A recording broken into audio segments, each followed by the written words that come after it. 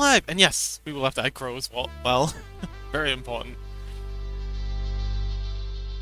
And I think we've got another subscriber we've got to add too. Anywho, hello and welcome to another stream. I was kind of hoping to have like a special 1000 hour anniversary thing, but I've got another idea for that. I'm scheming on, so we will delay that just a little. But for now, we have emojis to work on.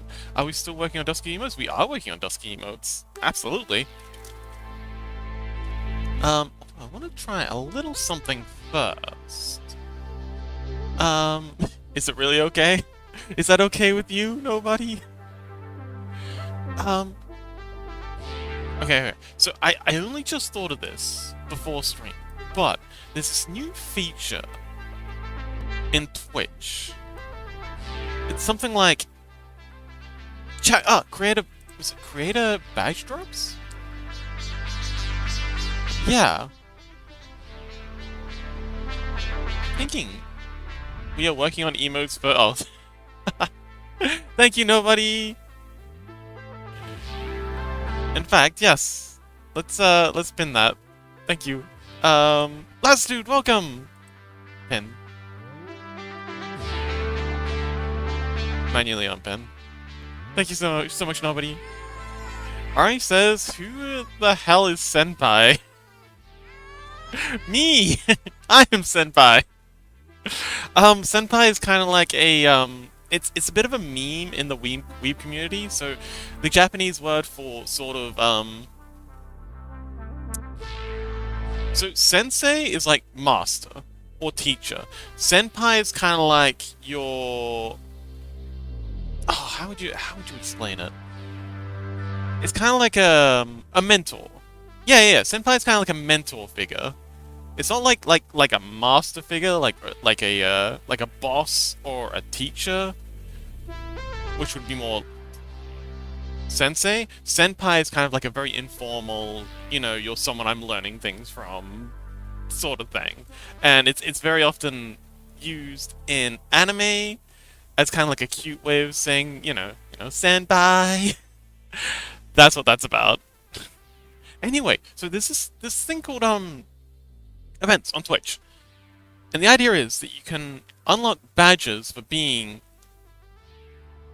on. Hang on. Blah, blah, blah. Event day 2 badges for this event. Upload badge.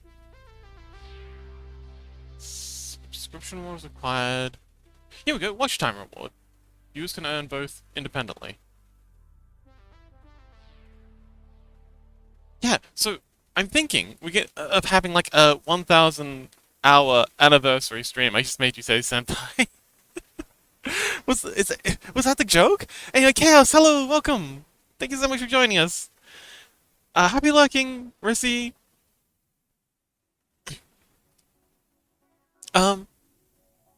Watch time reward. Yeah.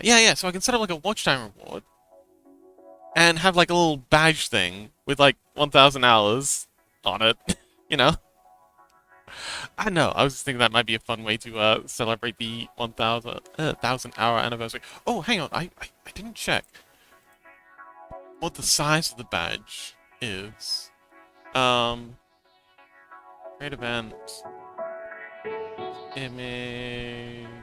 Recommended dimensions 120 by 120. Oh, that's heaps! Wait, hang on. That can't be right. Why would a badge be that big? I guess they must auto cramp it? Oh, yeah. They only have auto resizing. Twitch is kind of weird. You can manually upload different sizes for emotes, but for badges? Hang on, wait. Yeah, but not for all for some badges you can't. So for the bits badges, you can upload individual sizes, but for some other badges, they only let you upload the maximum size, and then the auto rescales. It's really weird. I think this is just some big oversight. Risu says I can't spell. It seems it's okay. I was also raised on WordPress. I can't spell for shit. Oh god, my spelling is abominable. I am useless without spell check. Happy lucky nobody. Orange says fish. Unfortunately, I haven't implemented a fishing feature yet. I would like to. It seems like something I'd really love to implement a fishing feature, but yeah, I haven't gotten around to that yet. Chaos says I might stick around, I might not. I'll have to see. Look, okay, happy looking buddy, and it's nice to have you either way. Rissy says all 3 mods are gathered. Nice. No, Rissy, we have 4 mods. We also have Crow. Crow is also a mod. It's okay. I often forget about Crow too. My immense shame.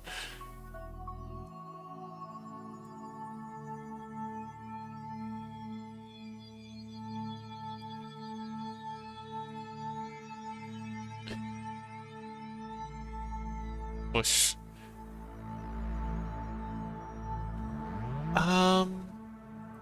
Anyway, I'm going to do the coloring for the peak because it is so cute and so beautiful, and I just really want to see this done and shipped. I've got the all clear for the nodding and the shaky emotes as well, so we can get those done. And yeah, we are well on our way. Oh, fun fact. You know, Ike. So one thing I've been actually, Ike, I want to get your feedback on this. So I've been thinking of adding a redeem called tutorial, quick tutorial, not because I want people to pay for it, but I have a theory that people will be more likely to ask for tutorials if there is a redeem for it. Like, they might not feel so awkward about asking me how to do something if they feel like they've paid for it in some way. What do you think? I know, it's just a theory. Ike says, hi friends, hope you're all having a wonderful day. I mean, better now you're here. Welcome, Ike.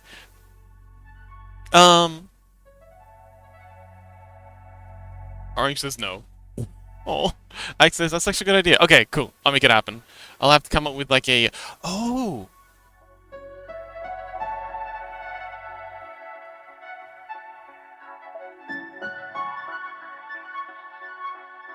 I think I have a good idea for how to make the badge. Sorry, the redeem icon. Yeah. I think I have a good idea of how to do the redeem icon. Okay, I'll make it happen. This guy says, "Fox Senpai, hello, Scuzzy, welcome. Unet, hi. Oh, Unet, how you doing? Did you have another action-packed day? Una, a little while ago you posted that picture of the dinosaurs.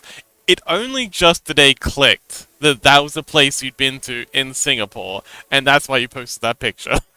I'm a bit slow. But yeah, that dinosaur thing that you posted a while ago, that looked really cool. It must have been fun. Did they have any other, like, things in that exhibit? Nobody says, Scuzzler! Scuzzler says, hi, nobody! Alright, so I'm gonna start with the back base gray, and I really should have painted this base gray in to start with. Would have been the smart thing to do, but hey, we're here now. Let's switch over to the animation workspace. Let's see what we're doing. And I'm going to go through and unpin everything that we're not currently using. There we go. Okay. Save me getting confused. Lily! Hello! Welcome! Oh, Lily!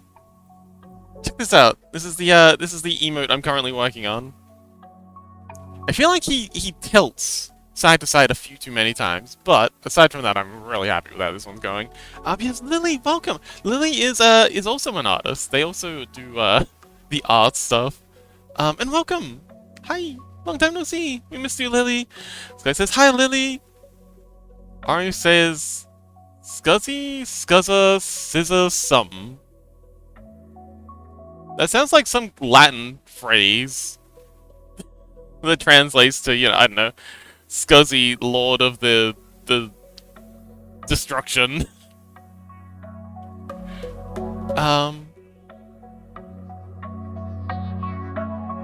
Yes, this is what we're working on today. We also have a head shake emote that we've got to finish up, and we've got a head nod emote. And that's to go with the ones we've already done, which is the head petting, it looks so derpy when it's out of frame. There we go. We've got a yapping emote, a head patting emote, and yapping emote, a head patting emote, and a tippy tappies emote that we've already done. And yeah, so we're working on finishing the next three. And I think we might be able to get all three of these done today, because we've done the we've done the keyframes for two of them, we've done the animation for one of them, we just got to do the coloring for one, and do the tweening for the second one. Orange says, hot take, if you say that the teacher is targeting you when you do wild shit like screaming and play your phone on, make volume, you deserve to be targeted. Could you maybe try rephrasing that, Orange? That doesn't. I don't follow. Oh, wait, shout out? Oh, shout out was given to Dusk Wolf. Thanks to whoever launched the shout out. Um, Scully says, would never be a lord. I'm not fit to rule. I don't know. I've been okay. So I'm actually a huge fan of history, and some of the wacky. So I think it was Emperor Tiberius of Rome actually elected his horse as part of his council, and I think he even made him regent. He he he he put his horse in charge of government because he thought it was like the only. It was the only one that he could trust. And then there's like, oh, there was this one king. I think it was Henry the Third. Was clearly very, very mentally ill. Had these depressive manic episodes, and that was before he was deposed by the barons. Put in a cell for like 3 years with no contact with anyone, and then a French lord came over, freed him, put him back on the throne, and he was just an absolute mess. Like, the guy clearly had multiple levels of PTSD on top of whatever issues he had before that. Yeah, relative to some of the folks that have been rulers in history, I don't think you'd do too bad. Orange says, hot take, if you say that the teacher is targeting you, when... Full stop. It's the full stop that's confusing me there, Orange. It's a full stop, and it's a non-capitalized U, so I'm not sure if you meant that to be a comma, or... Buddy. Help me out here, come on, I'm trying. Ike says, what if you become a lord, but only for a small chunk of a forest? So you're Scuzzy, Lord of the Forest, insert name. That sounds fun. I wouldn't mind being Lord of a Forest. Lasudu says, the people who make everyone else's lives miserable are often the people who complain about everyone bullying and unfairing them since people tell them more. Sometimes. And that is a phenomenon known as crybullying, and it is something that infuriates me to no end. Perhaps unreasonably so, but hey, whatever. Yeah, it's definitely an issue. Okay, so coloring these is going to be a bit of a pain.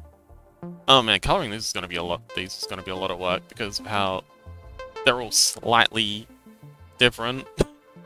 But hey, we're here for it. We got time. But yes, crybullying when it's also there's also a phenomenon known as Darvo. This is very common with people with narcissistic personality disorder, or even just trait narcissism. It's also common for people with general antisocial personality disorders.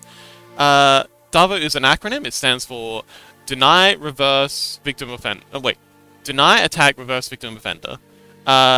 So if someone, if someone with NPD or similar personality disorder gets called out on something, usually for bad behavior, because they have a very, very weak ego. They can't handle criticism at all. Like, any form of criticism feels like a threat to their very sense of self. So they have to redirect this somehow as a matter of life or death. And that's why they very often seem panicking when they respond like this. But the first thing they'll try and do is deny. This is ridiculous. Like, that didn't happen. You're clearly imagining things. The typical gaslighting stuff. Second thing they'll do is attack. They'll be, well, you did this other thing 3 days ago, so clearly you're the you know, wait, no, no, attack. They'll say they'll try and go on the offensive. They'll say something like, "You're a piece of shit." Like, why are you saying this? You're nothing. No one should listen to you because you're a nobody. Look at you. You got what are those shoes? Converses? Who wears Converses? That's disgusting. No one listen to this person. And then if that fails, because that's obviously ridiculous, they'll try the reverse victim offender. And that's the thing complaining about being bullied and, woe is me. It's, yeah, but you did this thing a couple of days ago that really, really upset me. I only did that horrible thing because everyone's being so mean to me. And so clearly I'm the victim here. Everyone should feel sorry for me. Blah, blah, blah. And, that's the playbook. And they do it because, A, they have to. You're just describing Tom. Not directly, but there is definitely an argument to be made that Trump does suffer from some severe malignant narcissism issues. Obviously, we can't diagnose it. Like, yeah, obviously diagnosing him is impossible. So, the thing with a lot of narcissists, a lot of them get diagnosed with autism. Because in most countries, it's illegal for a therapist to diagnose someone with a mental health issue without that person's consent. And because most narcissists feel like they're the best, they need to be the best thing ever, otherwise their entire world will just collapse. Like, their entire world will just fall apart if they're not the best thing ever. Again, because they have weak egos. They will be extremely resistant to the label of narcissism, unless they feel like it's a good thing. In which case, they'll be all over it. And a lot of them actually do feel like being a narcissist is the best thing ever, but because it's very often very difficult for a mental health practitioner to diagnose someone with narcissism, even though it's blatantly obvious they are, because a lot of the symptoms have a lot of correlation with autism, like, not... People with autism are often extremely empathetic, but they have a hard time reading people's emotions, so they appear to be unempathetic. Like, they don't get the signals that someone's upset, so they seem to be behaving in a way that is lacking in empathy. But they do feel bad if it's explained to them that they've hurt someone else's feelings. Narcissists don't. But it looks the same from the outside, so a lot of the time, narcissists will get diagnosed with autism because it's really the only way they can manage their symptoms. But yeah, can't diagnose him, and I don't think he'll ever be formally diagnosed, but from the outside it does look like he's pretty blatantly has some serious malignant narcissism issues. The fact that it's so ridiculously easily controlled by other politicians, like Putin and Netanyahu, and the fact that a lot of the European governments are really struggling to get their head around him. Yeah, it's pretty obvious. Isn't that kind of bullshit? I think it's better to have it be that way than not, because it is better for people to consent to a diagnosis in the vast majority of cases. There is a minority of cases, for example, people with certain I can just duplicate this layer. With various antisocial personality disorders would probably be better for society if they could be diagnosed, regardless of whether they want it. But, for other people who might have... if you're high-functioning autistic, but your job, for example, you work in the military, that might be something that excludes you from promotions, that sort of thing, when it really shouldn't. Yeah, I think it's probably better that it's with consent.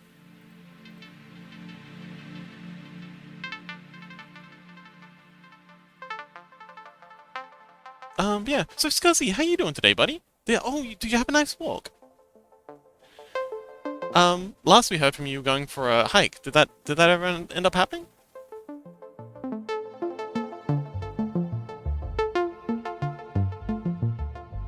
But I am endlessly fascinated with psychology. Honestly, if I wasn't a, if hadn't become a 3D artist, or artist in general, I definitely would have gotten into, psychology.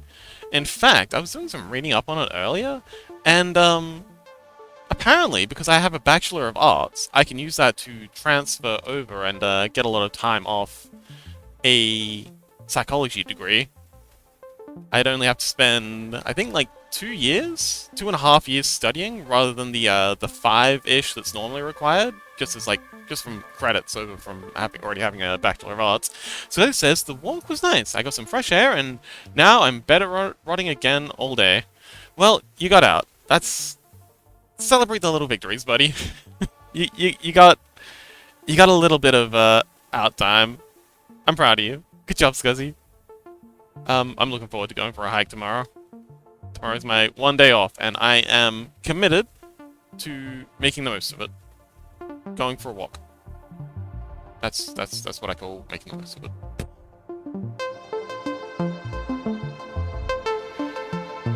But yes, especially when it comes to things like narcissism, because it always confused me how people could be that way. So, and, you know, whenever something confuses me, I kind of hyperfixate on it for a bit.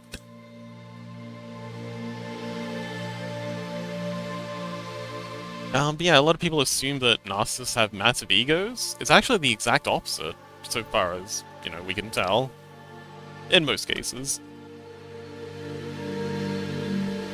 They have a extremely underdeveloped ego, and that's why they react the way they do. They can't handle any criticism, or even perceived criticism, and they have a internal critic that is just hyper-vigilant.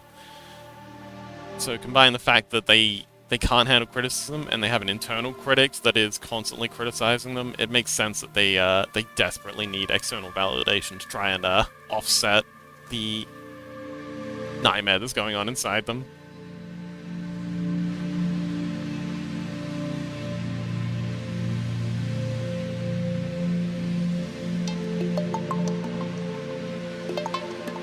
Have you eaten today, Scuzzy? I feel like your mom some days. I feel like Grandma Fox.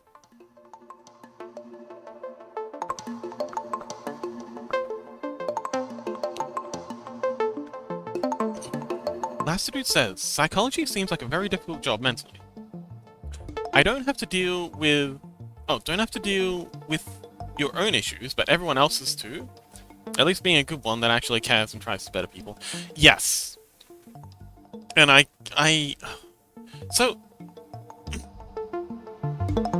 I was talking to, a veterinarian friend of mine, and apparently the suicide rate among veterinarians is absurdly high, because of exactly that same reason. This guy says, I might have. I'm not telling. That's okay. I'm not gonna push you, buddy. But because of that exact same reason, because they're euthanizing a lot of people's pets, and while your pet is being euthanized, there's often a massive offloading of grief, anger, trauma, this, that, and the other, and the only person available to take that burden at that time is the veterinarian, and apparently a lot of them just get completely overloaded by this. And I can imagine a lot of psychologists wind up with a similar sort of thing. So I think you really do need to be a very particular kind of person to work in that field, for sure. Nobody says... I think it was funny that every post of the winning team of FIFA, Trump was cut out. I did see a couple of memes. I haven't seen any of the pictures, but I have seen one meme about him, trying to age his way into every photo, which just sounds hilarious. There's always that one person at every party who wasn't invited, who just won't get off the stage. But again, not the least bit surprising, because he needs that validation. And I think... So I have a theory that... So he was pretty bad his first term. But he wasn't that bad. Like, he did some, horrible shit, but every president does. Like, even Obama bombed, ordered a drone strike on a wedding. Every president's done some horrible shit. But I think getting, um, losing the election for his second term kind of broke him. Because again, if you look at it from the narcissistic lens, that sort of narcissistic injury, and a narcissistic injury is, again, they have a very low sense of self. They desperately need external validation to manage that, and any external criticism feels like a existential threat to their very existence. So I feel like losing the election kind of broke him in a way. And when he came back, he came back with a hunger for narcissistic supply that is just uncomparable. Like there's just yeah, and that kind of explains literally everything he's done. His desperate desire to get a peace prize, his seeming inability to focus on any one thing. Like he came in saying he'd end the Ukraine war in a couple of days, and then he just lost interest. He started war with Iran, and then he just lost interest because he's just desperately seeking validation wherever he can get it to try and heal the wound of losing his second term, and he's obsessed with that. Yeah, exactly. But so the thing with people with narcissistic personality disorder is a lot of people think they're really good liars. They're not. They're horrible liars. What they're actually doing is they're creating a internal model of the world, reshaping that to fit their need for validation and to basically self-soothe their internal critic, and then forgetting that the real world is a thing. So they're not lying. They're telling the truth, so far as they can see it. But they've got such a warped perception of reality. Their truth, their honest, legitimate, 100% on God truth, is completely divorced from reality. And that's why he's able to start a war and still call himself Peacemaker. Because in his head, he is the Peacemaker. Because he has to be. Because if he isn't, then he's nobody. And if he's nobody, he can't handle that. Like, physically can't handle it. It would mentally destroy him. So, yeah, that's why I think he does it. And why it seems ridiculous from the outside. Like, he's blatantly like, why would you lie about something like that? It makes no sense. A quick Google search, or even just like thinking back to all the headlines, is blatantly untrue. Why would someone lie about that? It's absurd. But again, he's operating in a different world to us, I think. That's my hypothesis as to why he's lying about, well, why it looks like he's lying about these things. I don't think he's lying. I think he's just very confused about reality, or he isn't able to process reality because it would be too painful for him.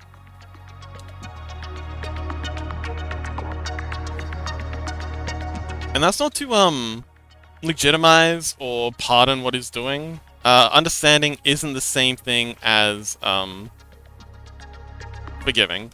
Nobody says some relevant him to Hitler. Yes, he didn't do a lot of things, but he gave people jobs and turned freeways into what they are today.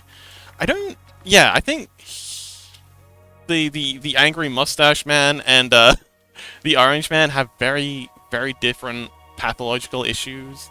There are similarities for sure, but yeah. And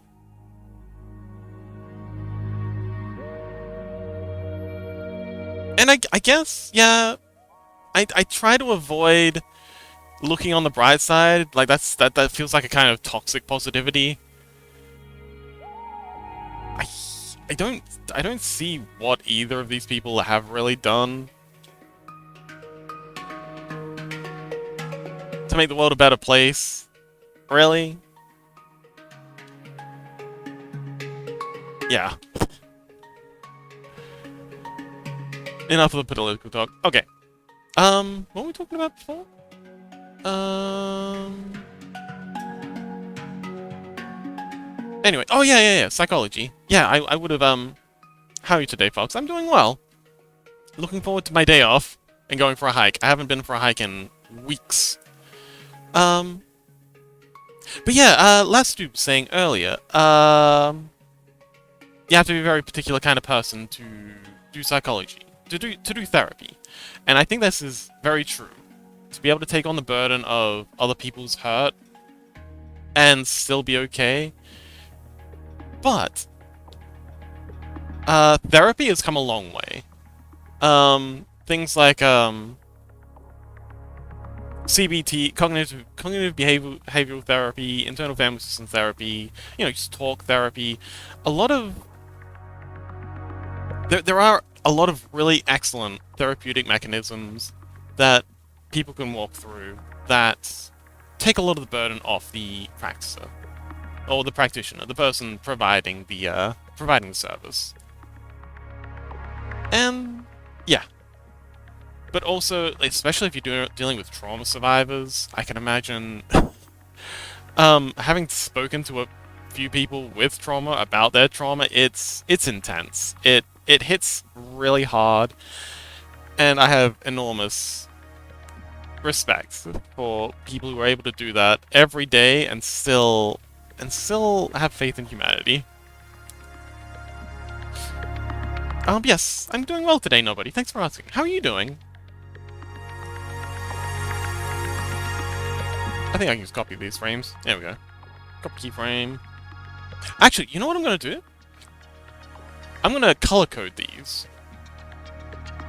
So I'm gonna color code all of the face standing up ones. We'll leave them blue. I'm gonna color code the ones where it goes to the left.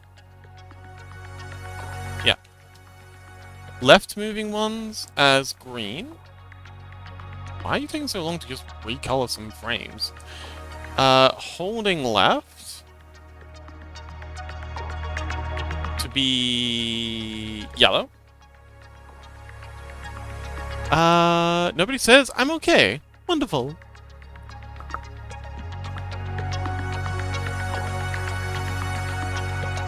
We have been through a lot lately, nobody, so okay sounds pretty good to me.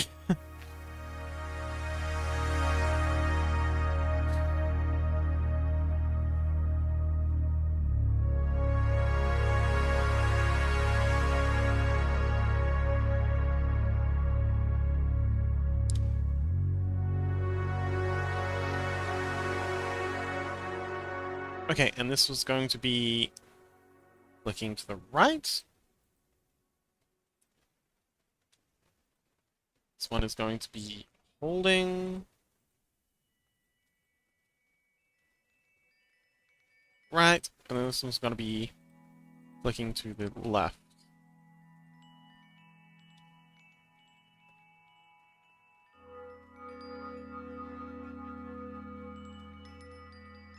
Okay, holding left.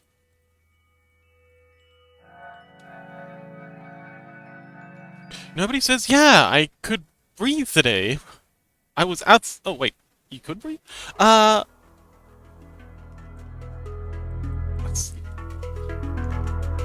Oh, make a rainbow. Yes, we are making a rainbow. Happy lurking, Rissy.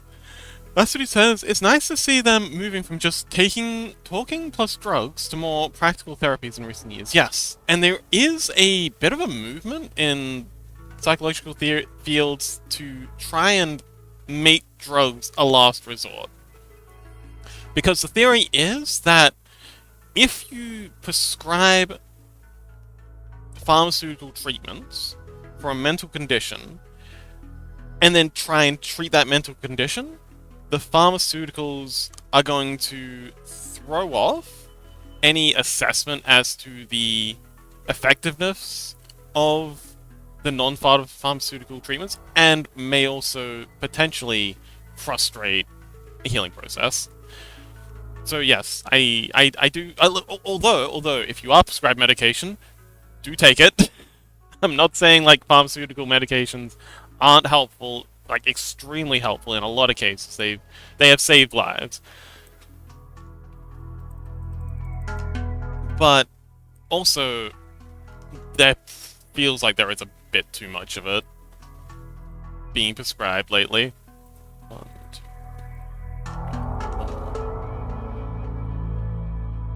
and this one's orange. Nobody says, yeah, I could breathe today. I was outside earlier. Oh, wonderful. What'd you get up to? Osrian, welcome. Orange, and then this one's holding, so these two are red.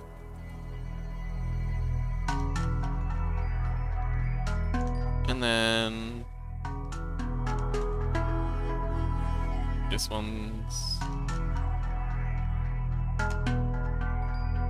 Okay. And then we get into the zoom. So cute. And then it plays back. There. Alright, cool. So we won't need to do as many,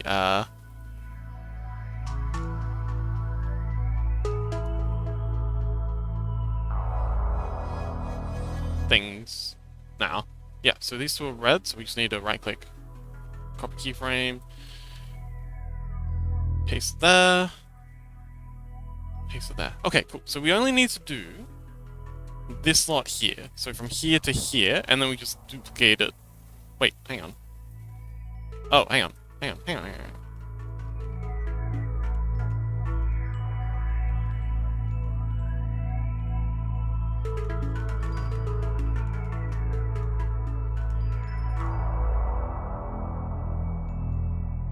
Yeah, these two here are the same as these two here.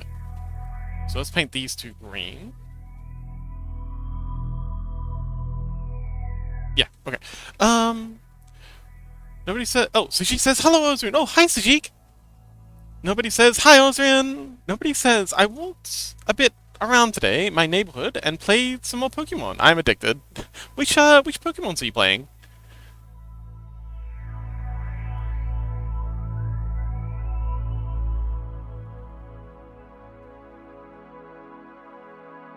Okay, no, so that's the first layer. Now I'm gonna take the boot one and put it underneath the yapping, so we can color pick these like so. Now, I guess we'll start with this one here. Oh, sword! Wonderful! I don't think I've ever played that one.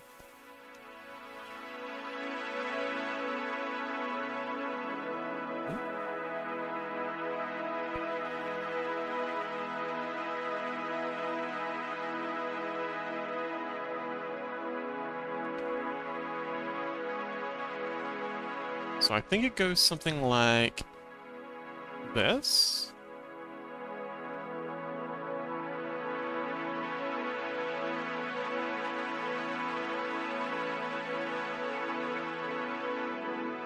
And then there is a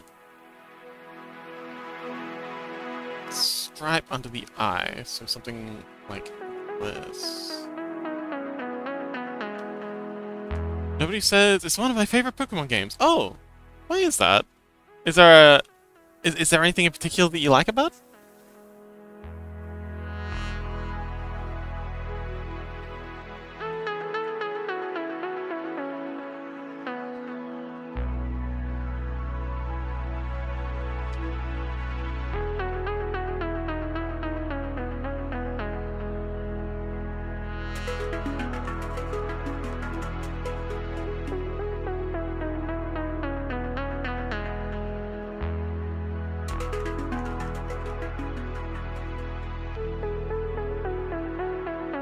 It says, oh, I'm replaying RLcraft. Just lost everything to a serpent one-shotting me. I love this mod pack. It is pretty brutal. I played it for a while with some friends a bit ago on a server, and yeah.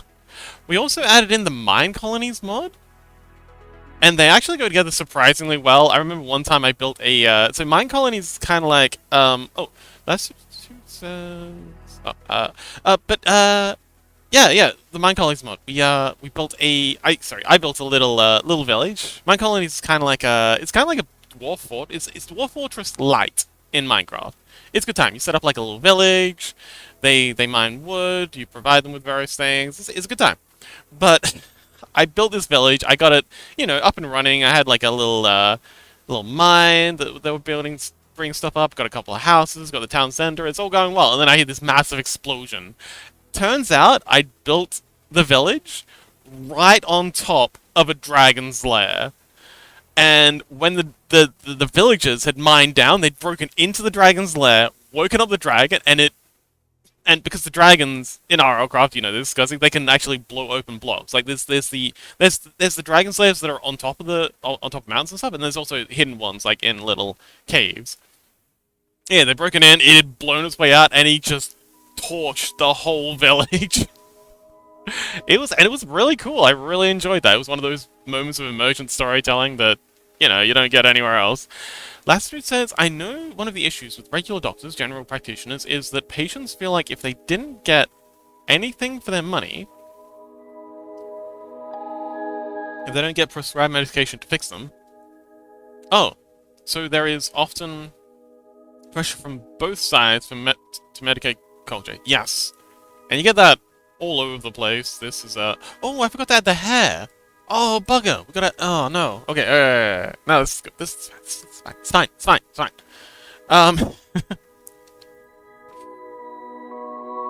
How did I forget the hair? Nobody says... Oh, sorry. Scuzzy says, I've been this mod before. It was a long time ago, but I never got the chance to enjoy it. Just walk around and explore, slowly playing. Oh, wonderful. And it does have a lot to it. There's a lot to that mod. Nobody says, I don't really know. I like how the game is built. How the game is built up. You have, like, a specific place, Pokemon, but you also have big areas where, like, every kind of Pokemon can be found with different levels, and it's just fun to play. Yeah, well, I'm glad you're enjoying it, nobody. Sounds like fun. Scuzzy says, oh yeah, dragons are a pain in the ass. Lost so many bases to them. Yeah, and they sometimes wander too. I remember I built this enormous farm. I had like a windmill, and I had like multiple chunks just chock full of wheat, and it was right next to like a really big naturally spawning village, and it was great. I was having a great time, and then I just hear the dragon sound, and I look up and I see just orbiting in the horizon just this one dragon, and then he's slowly orbiting closer and closer, and he torches the village, and he's like, well, I guess I'm moving. Anywho, we gotta get this heron.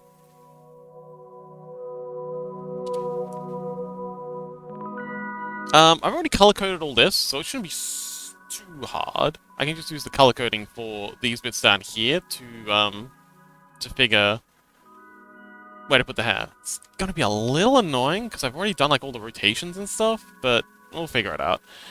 Nobody says lurk. Happy lurking, nobody!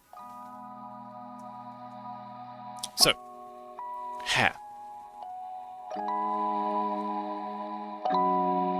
Okay, I'm gonna do this on a separate layer, just because I don't want to muck this up. So, let's see. A little bit there. A little bit there.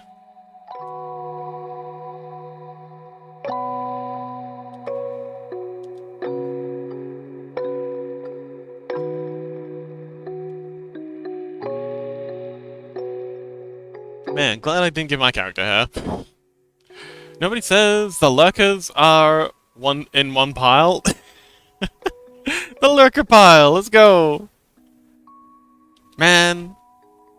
Oh god, I wish I had the time to implement the directional feature. Like being able to type in ! left and have the little guy go to the left. Someday.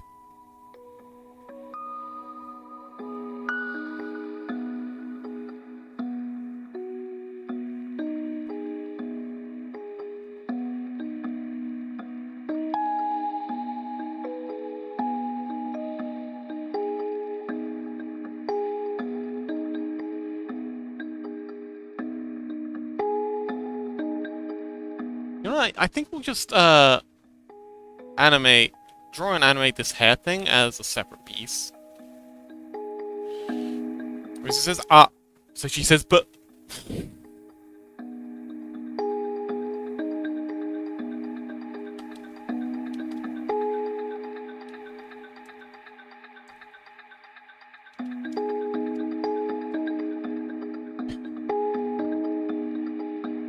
Nobody says C.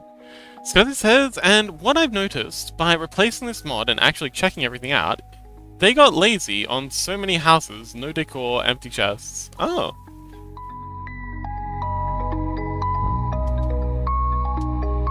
Interesting.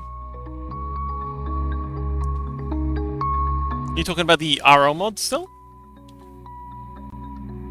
For those who don't know, RL Craft is kind of like a, it stands for real life craft. It's supposed to be like simulating... It's supposed to be like the hardest core mod pack. Everything's trying to kill you. There's all sorts of extra mobs that are just out for blood. There's hunger, like, there's exposure mechanics, so if you're out in the cold too long, you'll freeze. If you're out in a desert during the day too long, you'll cook. It's, definitely not for everyone. There's, weather effects, like storms and stuff, that'll, like tornadoes, that'll blow your house down and throw you in the air. It's an interesting time. Alright, that'll do. Now to animate the thing.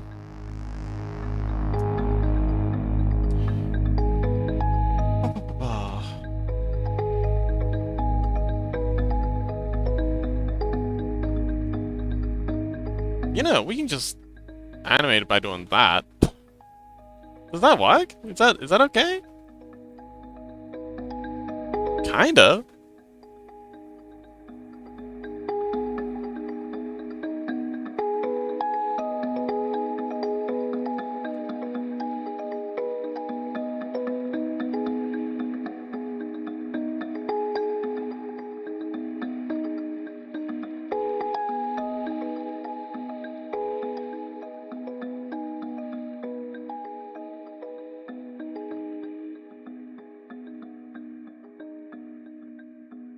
And then we'll edit this one. So it says, especially the seashore village, with all the ships, and it's big as shit, but half the houses are sadly empty. Like, it's a whole kingdom full of Rokies, nothing for me to steal. I mean, they are pirates, so maybe they're just better at hiding their booty. You know? I mean, if you've lived as a pirate, stealing everyone else's shit all the time, of course you're gonna know how to hide it.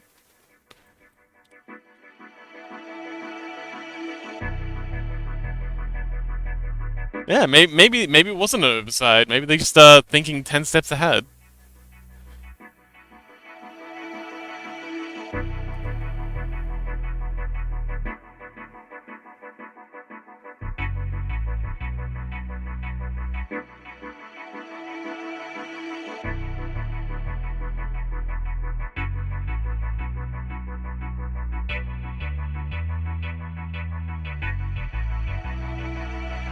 Guy says, sadly, I can't run shaders and RL Craft at the same time. It would make the game so pretty. It really does. Although RL Craft is very heavy, so I'm not surprised that well, most computers would struggle, so yeah. Too bad.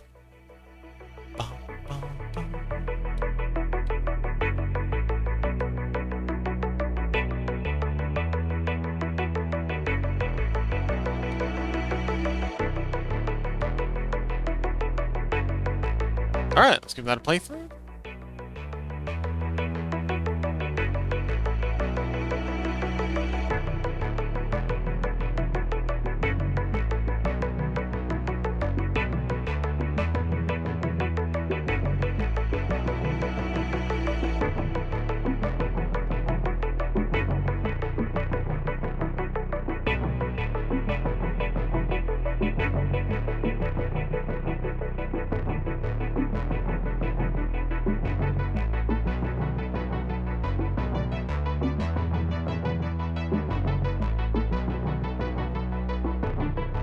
Okay, I think we need to tween this.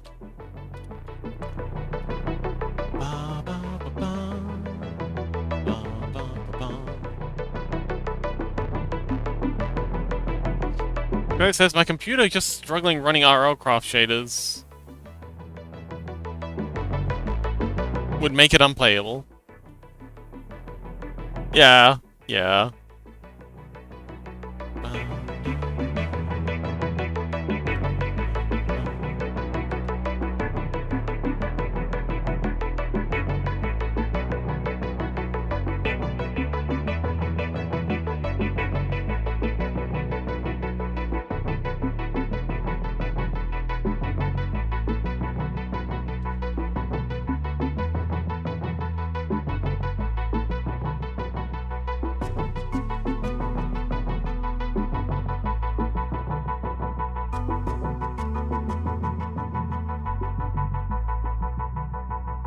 Okay, and then we copy, paste, paste.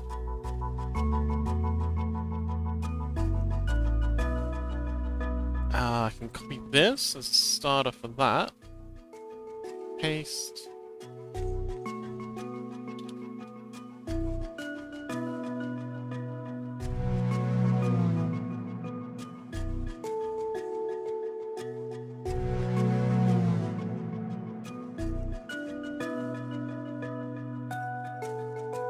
And... nice!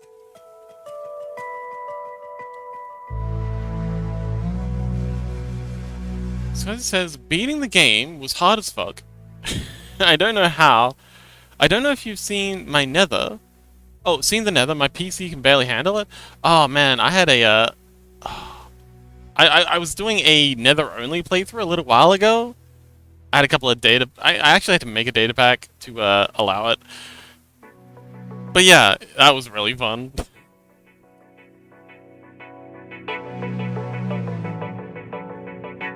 And I had some shader packs. I had this Spookymentary shader pack, which just made the nether look apps. Like, I had the Spookymentary shader pack and the Conquest texture resource pack, and oh boy, it looks so freaking cool. I gotta grab you a screenshot sometime.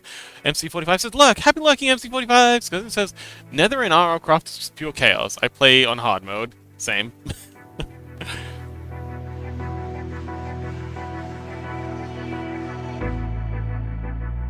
Dwarven Dawn, hey, long time no see. Welcome.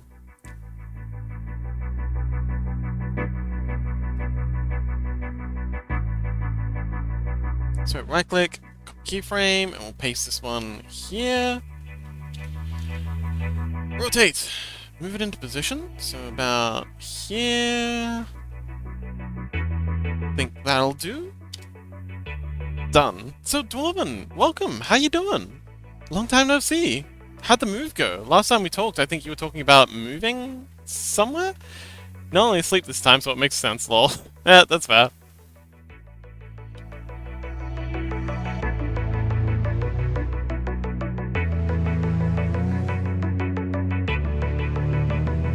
I'm just working on a emoji commission.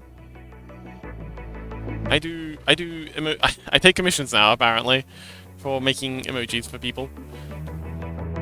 Seems like my the emojis I have on the channel were kind of popular, so I started offering to make them for other people. And that's what we're working on. We're working on a boop emoji for Dusky, who's linked up the top. If you want to go give them a follow, check them out. Huh? Oh, Dwarmdon says, yeah, the house caught fire a week before I was supposed to sign, so back to house hunting. Oh my god. That's dramatic. What are the odds of that? Jesus.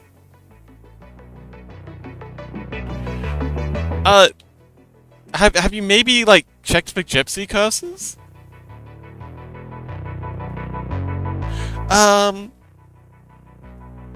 So he says, though this playthrough, I'm planning on fully experiencing it, beating all the bosses, trying out all the weapons, exploring, trying the fishing mechanics, doing everything I didn't get to do on my first playthrough. Ah, excellent.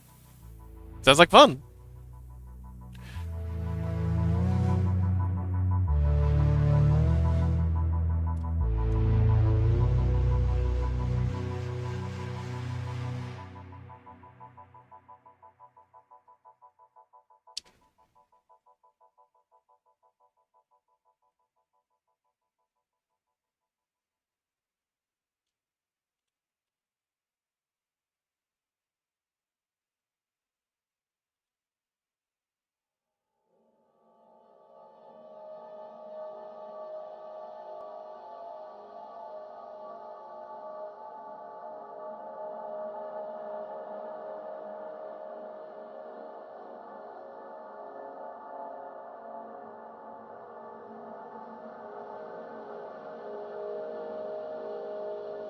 Scurzy says, it's kinda a pain. I'm not fully stacked.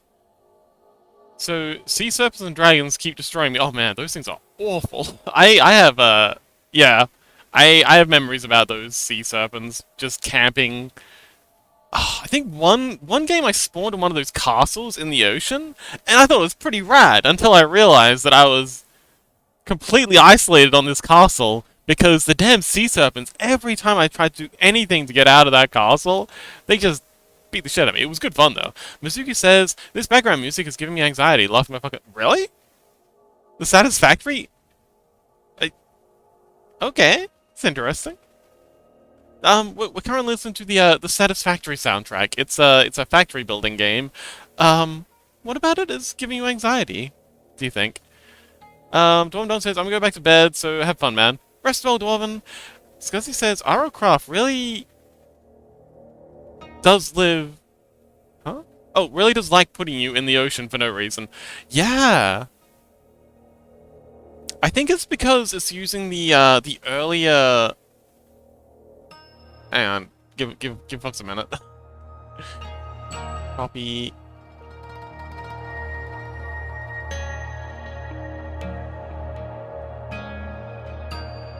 Paste. And... Paste. Now we need to tween... Oh no, that's good. Don't need to tween that. Let's give that a play.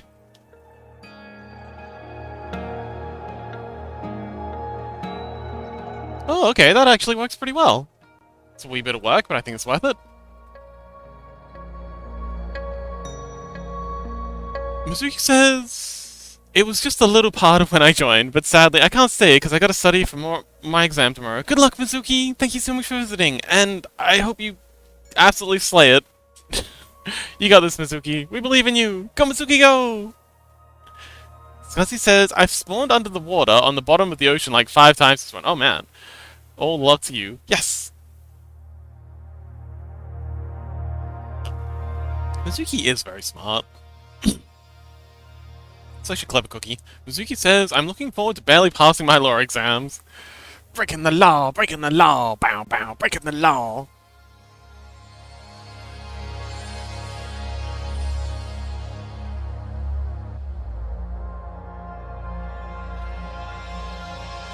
Oh, I guess following the law in your case?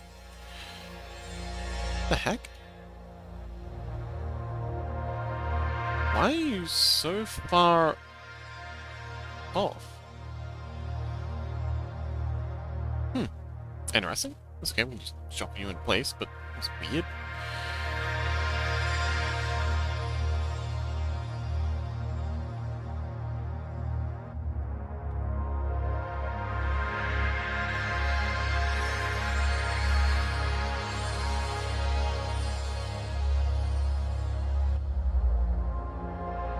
This one can also be green, I just realized. Let's go ahead and...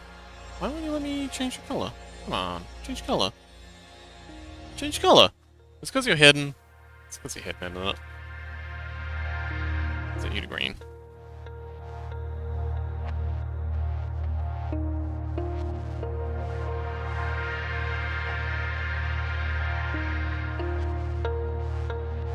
This guy says, I believe in you, Mizuki-chan!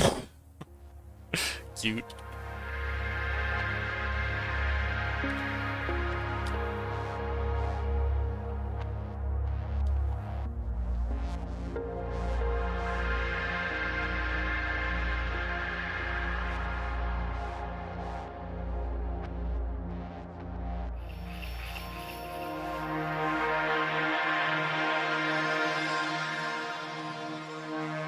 And you know what? Barely passing is still passing. A win's a win. Unless you really need the credits, in which case, good luck. Alright, cool. So now, I should just be able to go here and here. Oh, no. Here to here. Right-click, copy keyframes. Right-click, paste keyframes. And then, we go like so.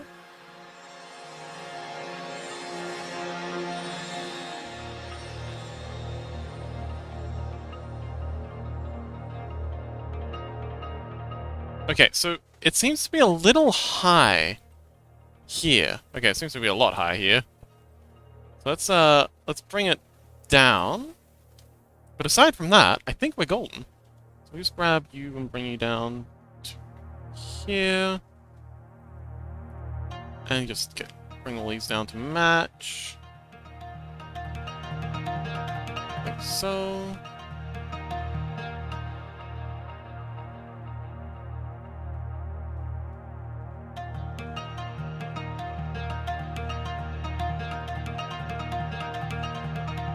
Alright, let's play that. Oh, hang on, we'll have to copy these over. Copy these over. Right click. Copy keyframes and piss. Ah, come on. Oh, hang on. I was copying the wrong ones. These ones. Right click. Copy keyframes and paste. Play that.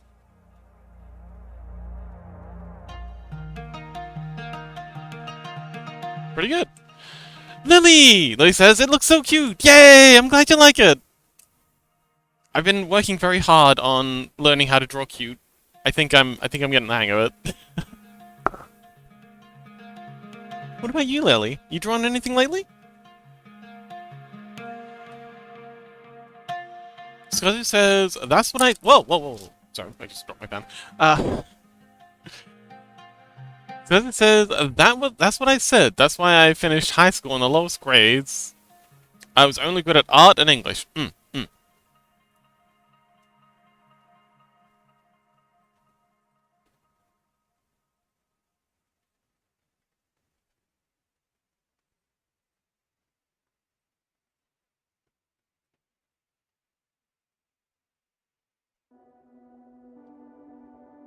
Keyframe.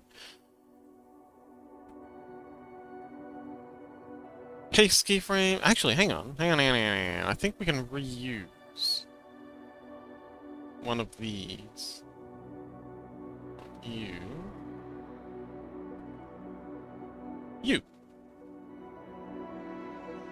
Right click. Copy keyframe. Yeah. Paste keyframe. And while we're here, we'll go ahead and make you purple.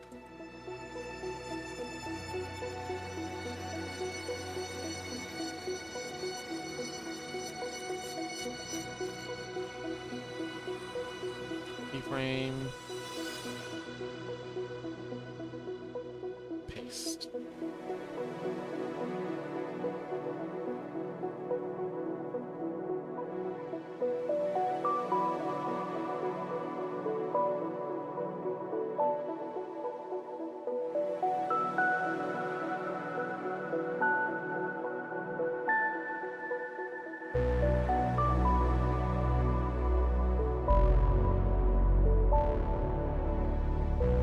Keyframe. Paste.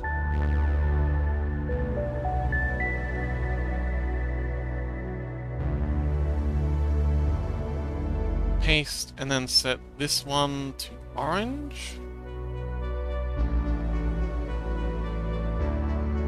Is that orange? Yeah, orange. Okay, cool. Lily says nope. Oh.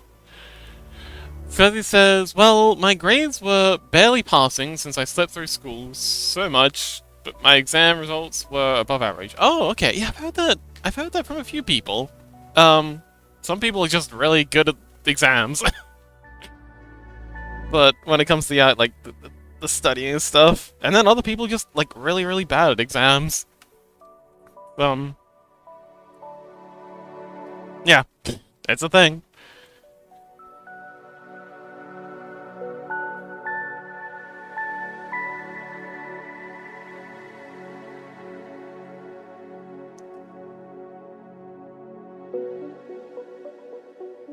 Okay, so Lily, what have you been up to?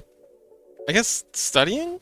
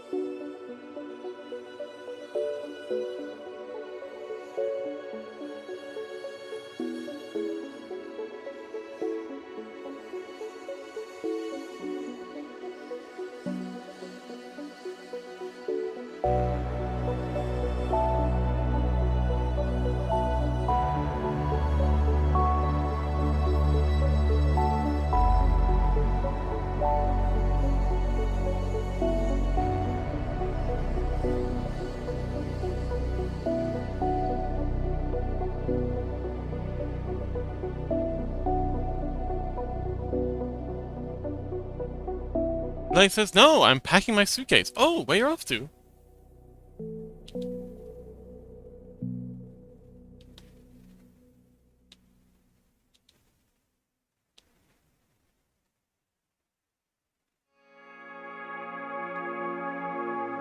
Dusky, hello!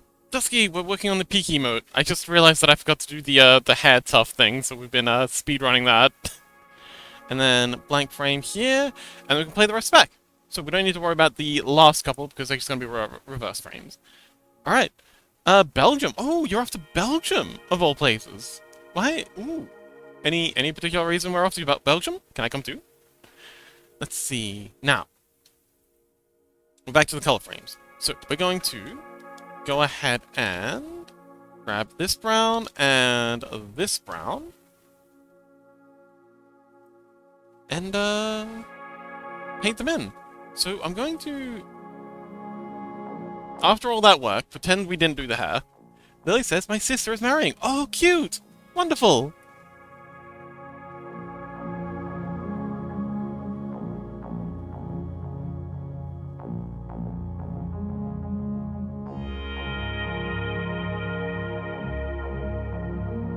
Okay, so we're going to draw that in. And, actually, I'm going to switch this brown here out for a white, and we're going to do the whites of the eyes while we're doing the ears. And this should be fairly easy. We're just grabbing the... We're just drawing a semicircle across the ears to the forehead. Across the bottom of the ear to the... Yeah, to where the top of the head is. I'm going to paint in the whites of the eyes. Or the shine on the eyes. Cute! Ba-da-ba. And I'm just going to throw in the brown of the top hair just for this one frame, just to take a peek at how it looks.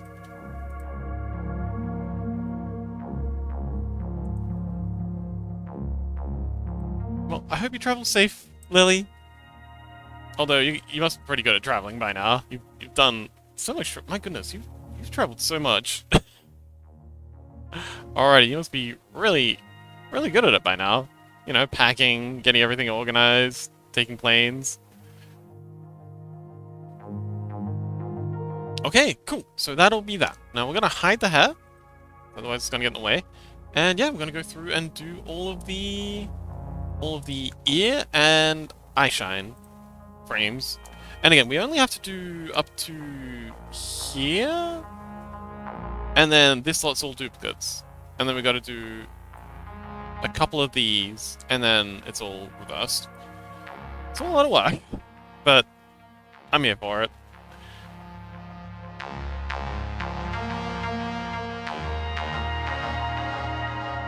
Oh, we've also got to do the cream of the ears. Oh, and also the pattern on the underhead. Oh man, here I was thinking I was on the home stretch. That'll teach me.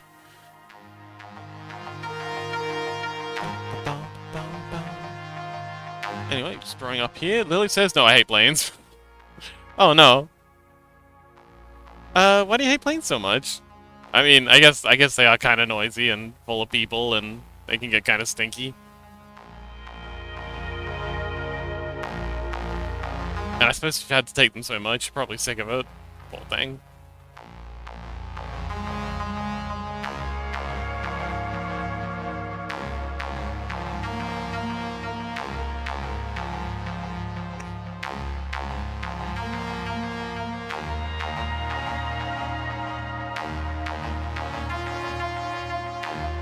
Scotty says, I guess you could guess why I hate planes. Because they won't let you drive?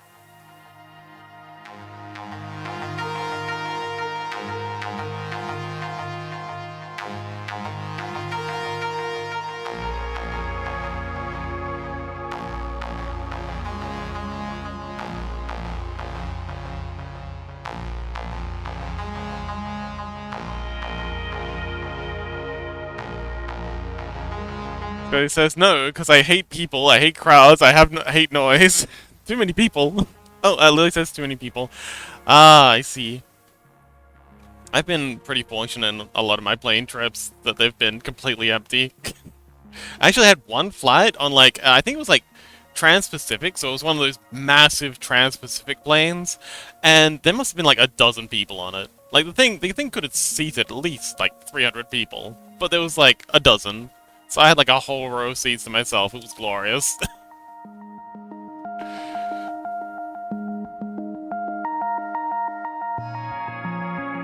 Fingers crossed you can get a empty flight, Lily. Scuzzy says, I hate airports too, it's just a bunch of people in a rush. Yeah, it can get quite fussy. And a lot of people panicking too. People tend to get very, very rude when they're panicking, you know, because they're worried they lost their passport. Gotta go, rush, make sure we make our plane time for the terminal. Oh no, quick, let's go. Although it is kind of nice sometimes just sitting back and watching everyone else panicking. Over nothing.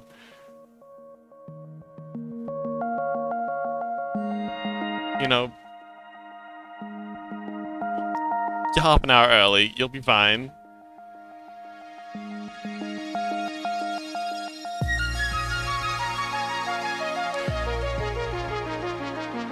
So Sheik says, I have to experience a flight for the first time sometime. Oh, you've never been on a plane? It's definitely an experience.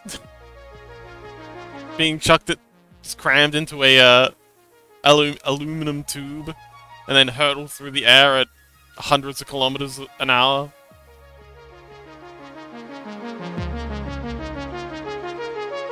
It's a good time.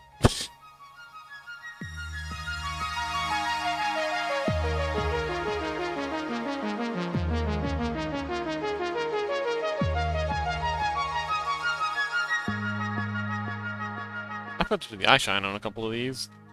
I'll forget that.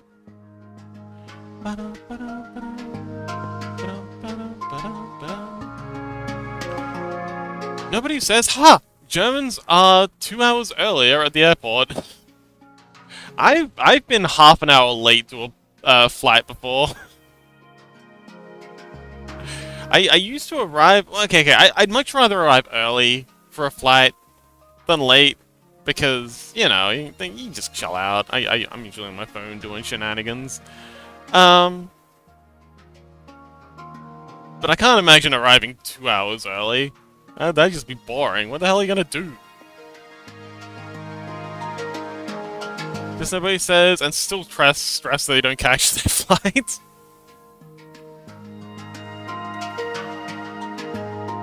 What the hell? Okay. Hang on, wait, how do I pronounce that? Smetask? Smetask? Anyway, Smetask says, Belgium usually recommends arriving 2 to 4 hours before your flight. Yeah, they recommend it. I like everyone recommends that you should... Oh, my bottle's frozen, you can't see me being all dramatic. Wait for it. Yeah, everyone recommends that you arrive early, but, you know, they don't actually expect you to. Well, okay, maybe they do expect you to, but you don't have to arrive that early. That's absurd. What the fuck are you gonna do? Scully says, I much more enjoy driving my car, bus, hitchhiking, seeing everything along the way, stopping at a remote cafe for coffee. Yeah, but you can't really do that when you're crossing the Pacific. It's kind of hard to drive anywhere from Australia. Yeah. Let me hitchhike from Australia to America. Actually, I have heard of people doing that on cargo ships. Apparently, you can hitchhike via cargo ships if you're, you know, you have really good people skills and you can, you know, you know who to slip the money to. Which sounds like a really fun time to me. Not gonna lie. I don't know if that sounds weird to anyone. Smitisk says, Smitisk! XD. Hello, Smitisk. I don't know, do you have a... How do you want me to pronounce it? Like, if you tell me how you want to pronounce, I'll pronounce it like that. Otherwise, until then, I'm just gonna call you Smitisk. You know, it just rolls off the tongue. Latitude says, I like airports / traveling as long as... Oh, it always... Ah! Okay.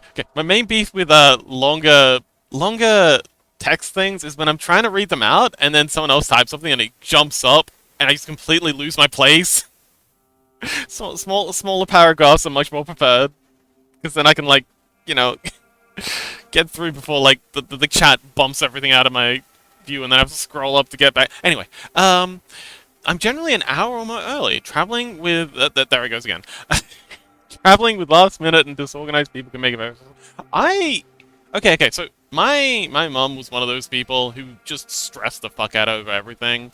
I learned from a very young age just to completely dissociate when other people are stressing and just get it done because they don't stop stressing until it's done. So I'm pretty good at just completely tuning those people out. Um, yeah, they were very disorganized, very last minute, and also hyper stressed. Like they tried to make up for it by being super stressed. Nobody says nobody says lurk. I can't spell lurk. Happy looking nobody. Natsudu says some airports you need the extra hours to check in and work everything out.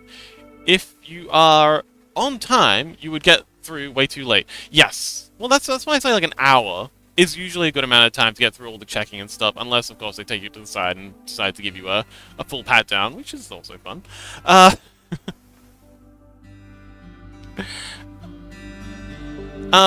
yeah. I don't think 2 hours. I think 2 hours is a little bit silly. Smittus says, Smeet ski or Smee is fine. Okay, Smee. I'm gonna miss calling you Smittusk, but if that's what you want to be called. Seiji nods. Scuzzy says, well, I went to London by hitchhiking to Germany and going by buses, and I got a plane from there for no reason, but just wanted to see Germany. Oh, cool.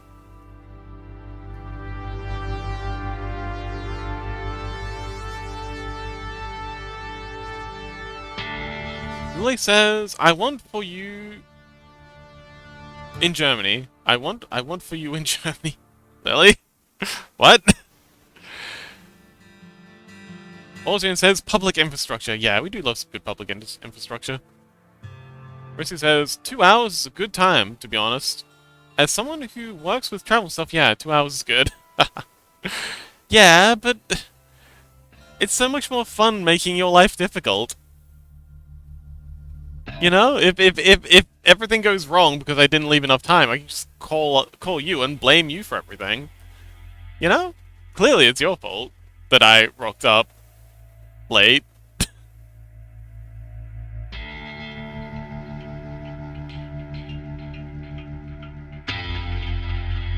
Lily says no, I misspelled. I wait for you in Germany is what I meant. Oh. Aw, how romantic. So he says, yes, it is way more fun. Yeah. Yeah. I really enjoyed road tripping across America. It was such a good time.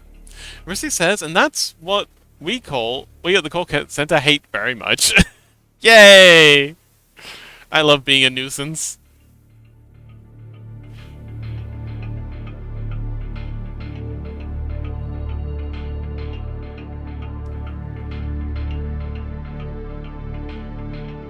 Thanks, Riz. I could have duplicated this frame, but actually, no. Let's go back here. Make sure we got all the eye shines. Use the eye shine for this. And then we're done. Alright, cool. Right click. Copy keyframe. Paste. Oh, hang on, wait. We've still got to do this one here. This purple. And then we're done? Yeah, and then we're done. Scursy says, sadly, gas is expensive. I want to get a van and just drive around Europe, but money. Yeah. Yeah. Would an electric van help?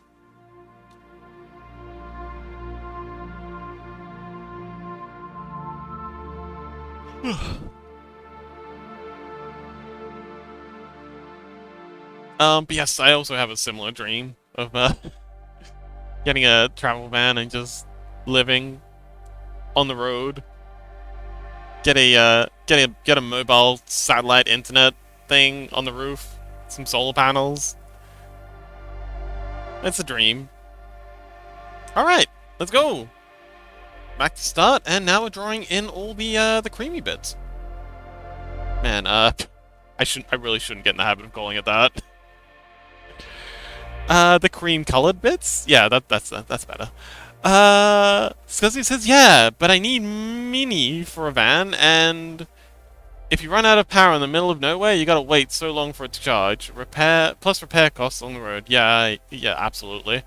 Repair, maintenance, it's an expensive undertaking for sure. So probably not something I'm gonna be up to anytime soon. Okie dokie. So this goes from the top floof to the nose, and then we have a spike going from, yeah. Okay, so we'll just do the top floof to the nose, and then we'll come back and do all the spikes after we've done this bit. So yeah, we'll just paint in all this cream-colored stuff. We'll come back and we'll erase the spikes out of it later. I love how, like, there's a minute while I'm coloring these where it looks like he's got a dapper as fuck mustache. Dusky! Can we maybe consider, you know, doing a rebrand where instead of, like, we can give you, like, a really dapper mustache? Dusky, what do you think? Huh? Huh? Dusky rebrand? Is that a yes? You look really good with a mustache.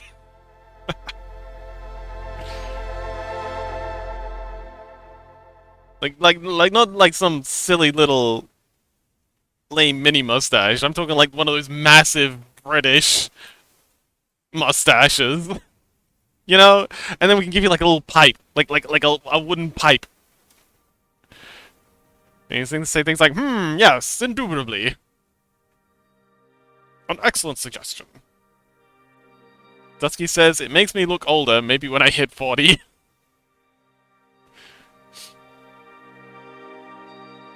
Okay, I'll hold you to that.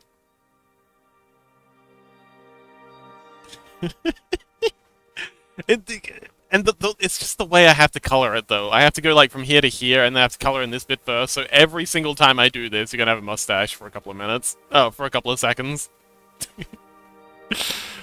What do you think, chat? Does anyone else like my mustache idea? Yeah, it looks like Sajik approves. Oh, I forgot to do the eye color, the whites of the eyes for this one. Should we get that in? Whee! I shine. Did I miss anyone else? Nope, I think we're good everywhere else. I really should have done this first, because then I could have just copied like 90% of these keyframes over. But I can't now, because I'm doing this on the same layer as the ears, and I also forget to... Yeah, coloring the ears is going to be easy.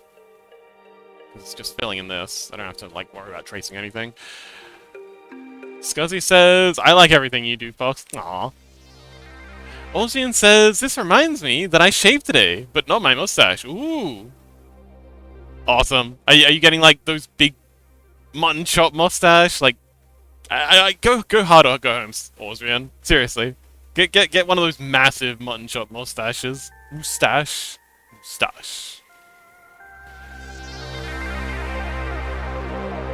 Okie dokie.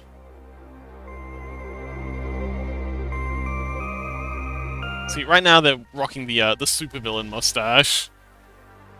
Yeah.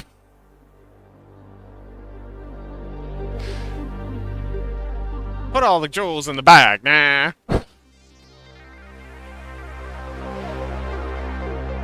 Sajik says heart. Love you too, Sajik.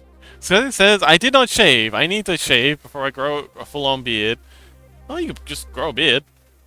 I rock a... Well, IRL, I rock a beard.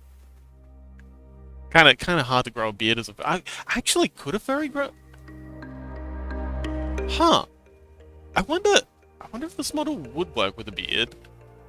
Not like a big Santa beard, but like, you know, maybe a little bit of... I mean, it does have cheek floof. You can't see it under the hair. If I... Yeah. Okay, the physics isn't turned up high enough on this hair for it to flick over, but, Olgin says, like a Frederick Nietzsche mustache. Yeah! So it says, well, my punk aesthetic doesn't need a beard. I don't know. I feel like one of those thin, twirly. Hang on, I'll draw it on the next frame. But I've seen punks rock mustaches before.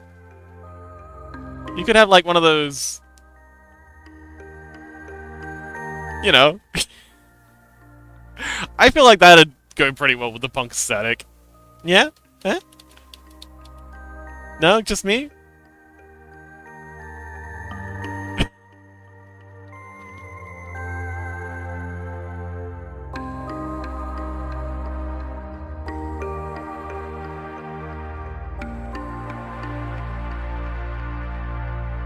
Did I miss the F loop? No, I got it.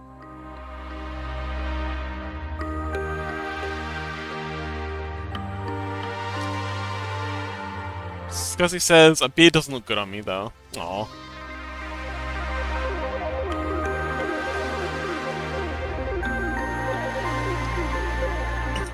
Well, I think you look fabulous, with or without a beard, Scuzzy.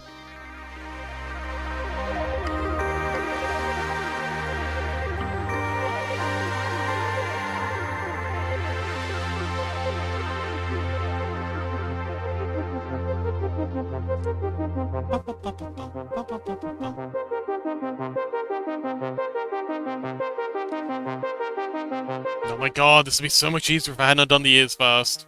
Regret. See, this is why I like to think things through, but very rarely do.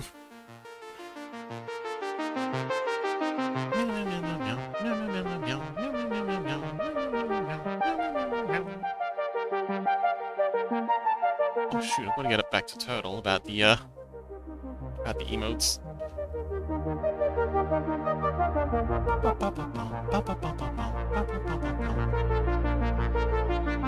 Scuzzy says, flattery gets you everywhere. I know.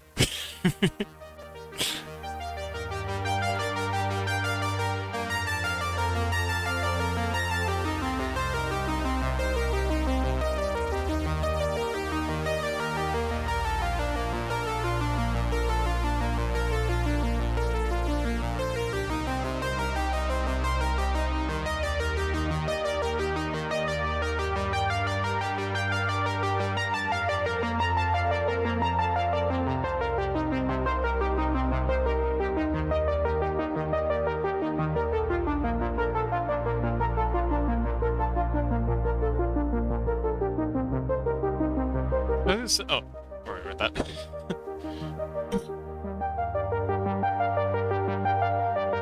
So, Osmian, how you doing today? You got any plans for your afternoon? I think it is for you? Evening?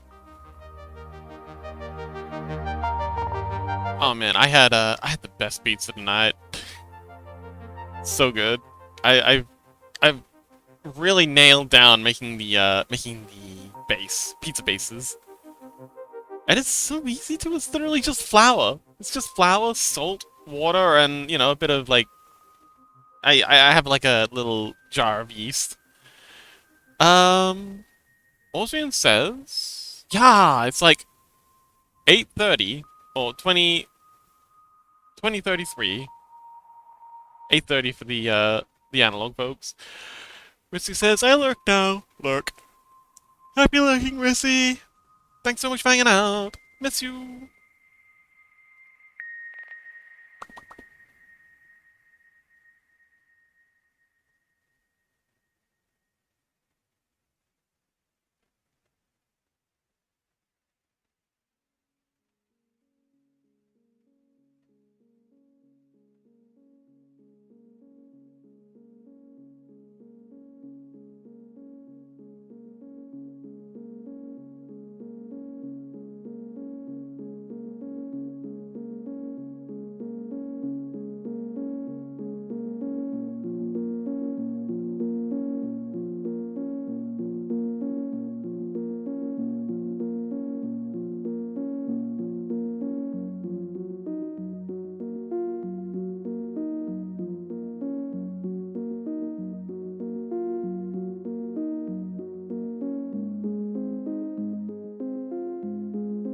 should really just use a bigger brush.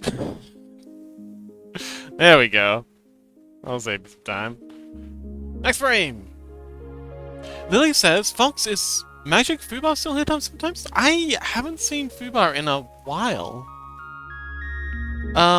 So, no, afraid not. It's okay, Lily, I missed them too. I don't know where they went. I think maybe we just scared them off. Or maybe they just stopped using Twitch? That happens sometimes. People just kind of, like, lose interest. But, yeah, haven't seen Fubar in a while. Rackabat, welcome! We're working on emotes. We're working on a boop emote. Actually, let's run it back, see how it's looking. Alright, so this is what we got so far for the boop.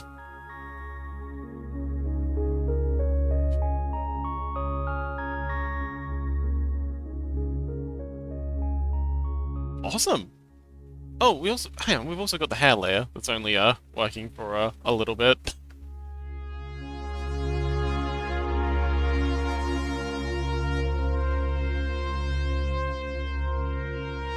And then the hair disappears when they come back, because I haven't copied it over. Orsian says, low-key, I don't know what to do right now. I'm just playing some mine tests, just finishing making a bridge and moving a boat. Oh, it sounds nice. Sounds like a good time. As long as you're having fun, buddy. But yes, Ragabat, how you doing?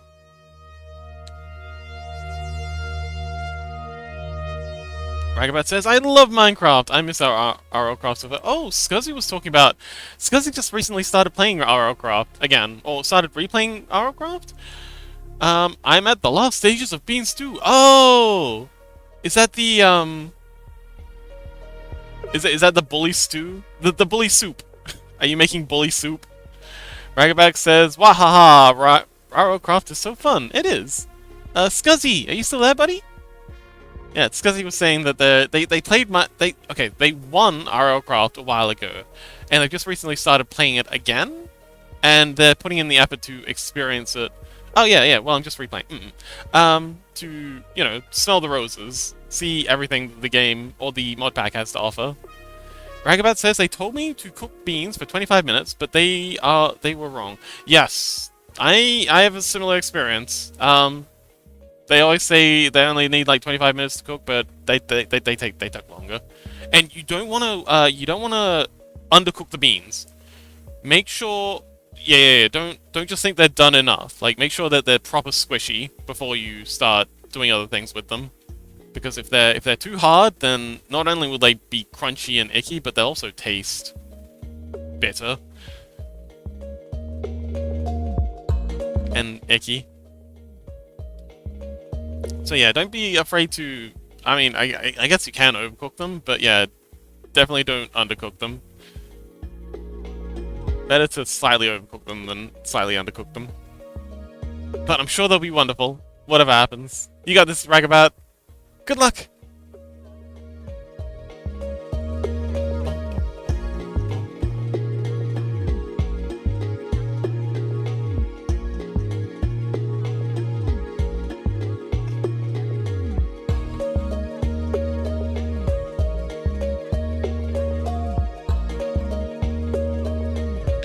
God, why did I do the ears first? I mean, sorry, why did I do the ears first?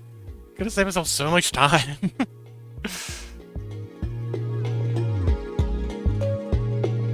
That's okay. We'll still get this done. We just gotta do the coloring. I was kind of hoping to get all three of these. Oh no, we might still get all three of them done. My model's frozen again. I really gotta set up like a...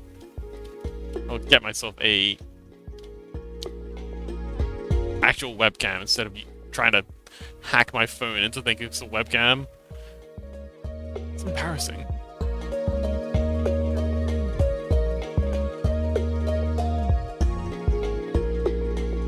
Happy lurking, Lily!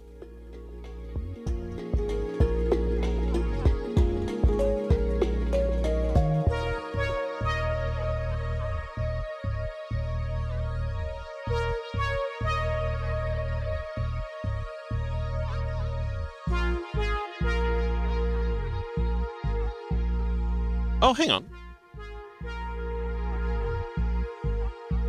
Oh yeah, we've only got a couple of frames left to go. Awesome. Ba, ba, ba. Ragaback cries, yeah, I have to puree some of the soup, one out of the 3 thickeners. I was dutifully imagining the horror of blending non-tender beans, vividly envisioning tiny hard bean chunks hunting my hand. Oh, hurting my hard work. Ragaback says, good luck, Fox, thank you! And good luck to you too! You got this. You're becoming quite the master chef. Leveling up those cooking skills.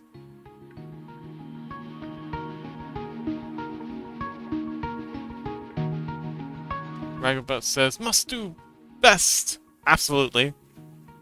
Do your best. You got this.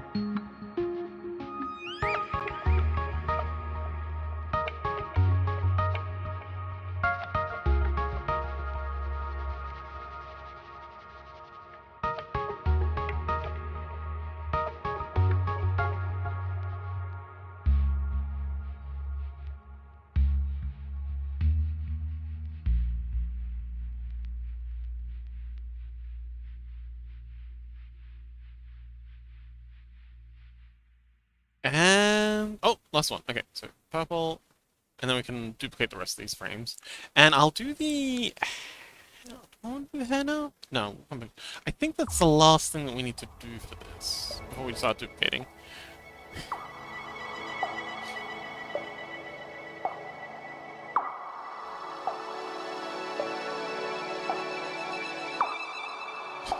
Lily says, by the way, Fox, when is the next Magma stream? Okay. So, I have an idea for what the next Magma stream should be. I'm thinking, of taking the Cobblebone Seed map, and then putting that down as kind of like a base, like in the background. And then folks can paint over the map things. You know? And you know how, like, in those old-timey maps, they've always got, like, dragons and things, and, like, people running around doing things, and, like, oversized buildings? I was thinking we could do something like that, and we can all just draw things on the map that we imagine the world to be like. But yeah, that's why we haven't had a Magma stream in a while. I've just been struggling to come up with an idea for what the theme should be. I don't know if we really need a theme, but it feels like it works better if we have a theme. But soon, I'll organize one soon. I hope. I'm worried there might be a riot if I don't soon.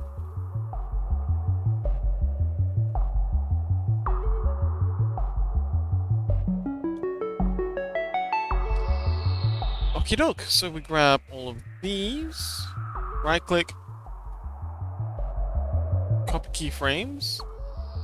It's going from here to here, right click, hang on, here, paste keyframes. Nailed it! But yes, I did so enjoy the Magma streams, and I do want to run them again. It's just, yeah, time. So, let's play this back. Oh, it looks like I missed a couple of frames. Yeah, there's a spot where I missed the ear bits.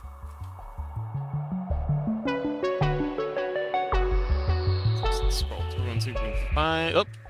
It's this one. could get past me.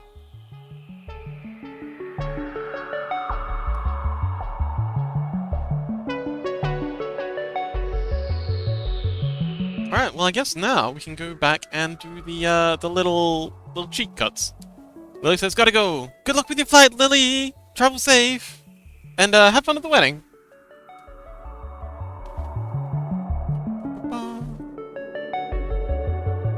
So yeah, we want this little cut thing to go from being in line with this corner here, down to this part here, and then being about as wide as the cheek loose.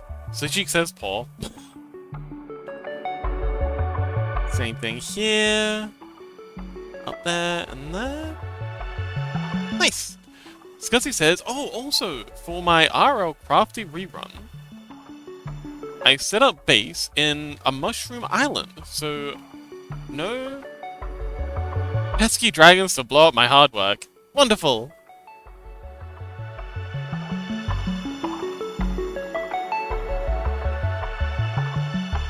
We hate those dragons.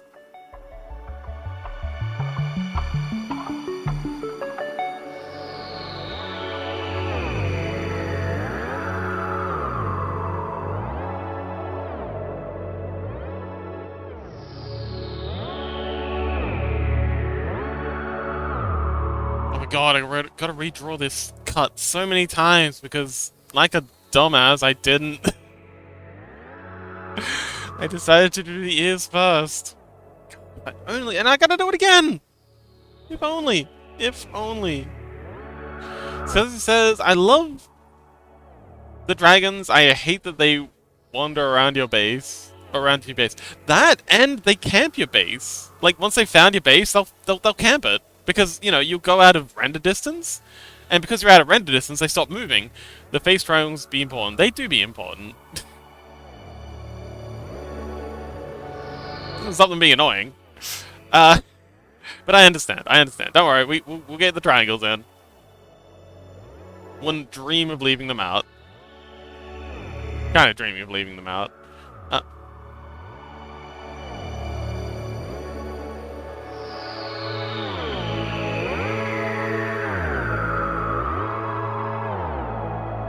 Okay, and so it goes from here to here.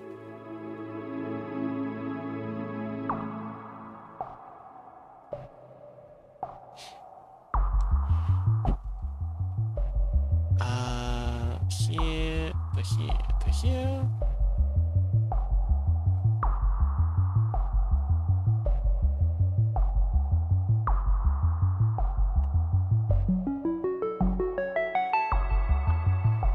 Okie doke. And another one. And another one. Man, I'm gonna be dreaming about cheek triangles after this.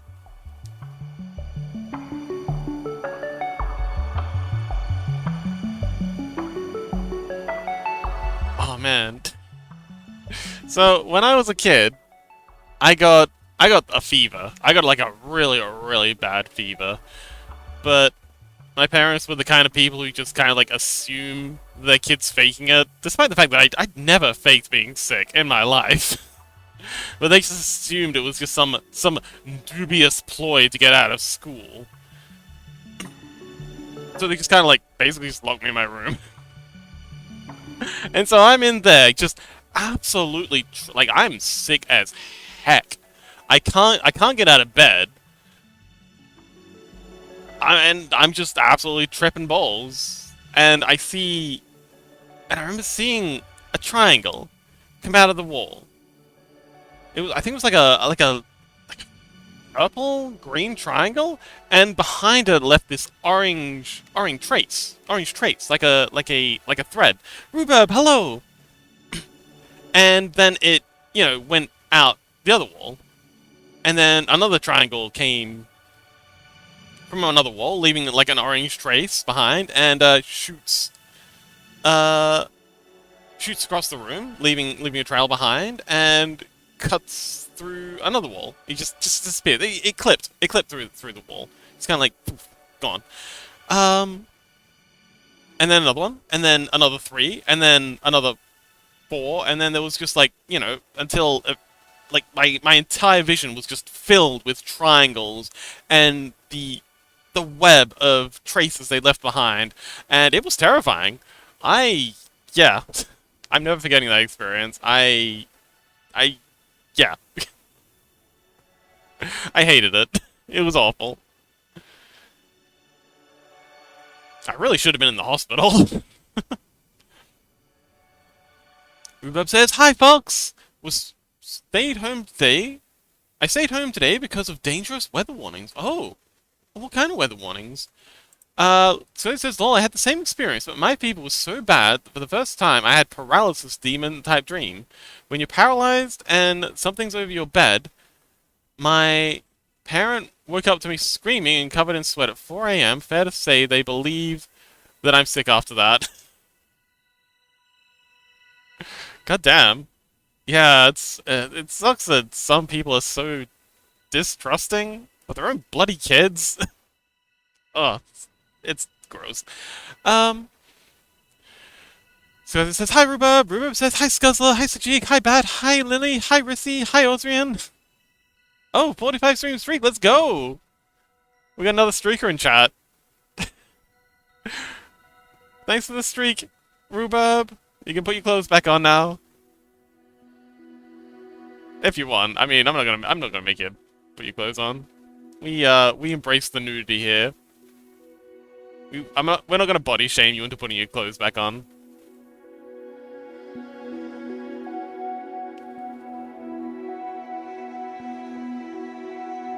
Oh, hang on, I've overdone it. I didn't have to do all those. Let's grab you and you. Right click. Copy keyframes. Right click. Paste keyframes. And play that back.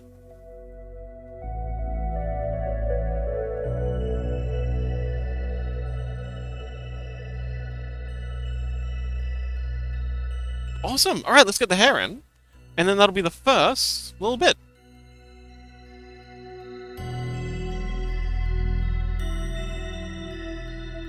New frame. Okie doke. And let's hide the body layers because we just need to do the hair here. So it says, I say leave him off. Heck yeah!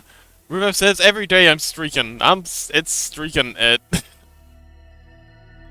Yay! It's a bit cold here to be streaking right now, but I'm looking forward to summer when I can streak again. Rhubarb says it's a song reference. Oh, yeah, I'm pretty bad when it comes to those. I'm sorry. Not the best person to be song referencing to. Every day. Oh, that one. Every day I'm hustling. Yeah, I recognize that one.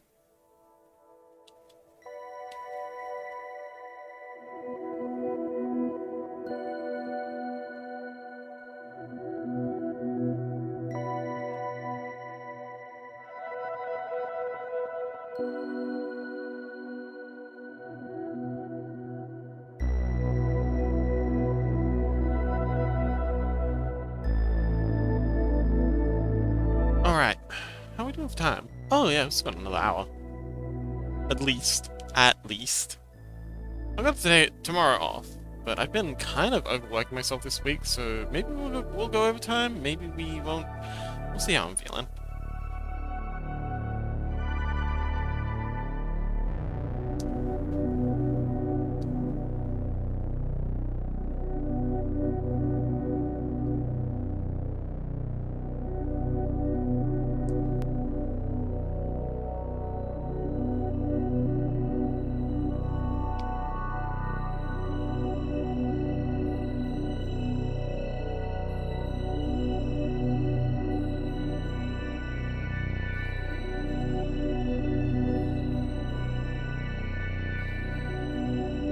And let's try not to overshoot it again.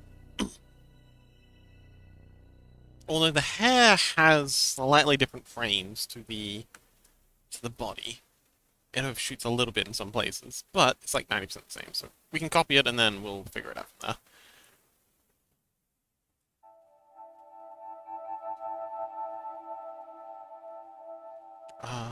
Yes, we've only got 3 left to go.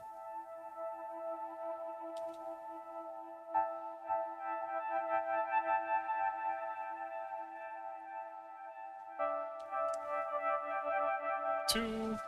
And last one.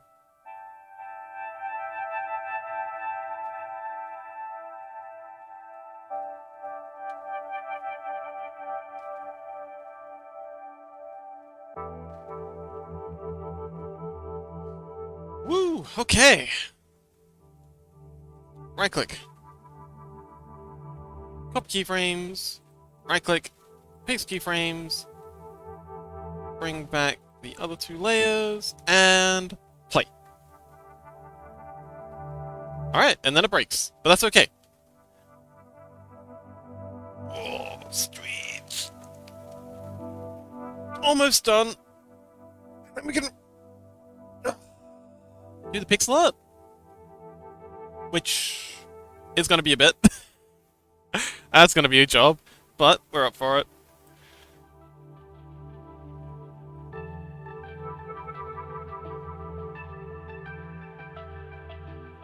So we can copy this keyframe and this keyframe, right click, and then over here, right click, paste. We need to get the first orange here, right click, wait, hang on. Yeah, first orange, right click, copy, right click, paste. And then the base color, right click, copy, right click, paste. And then this is just all the defaults. Oh, it's just these. So right click, copy, right click, paste, right click, copy, and paste. And then same here. And here. Oh, hang on. Remove. There we go. This one. Oh, and again.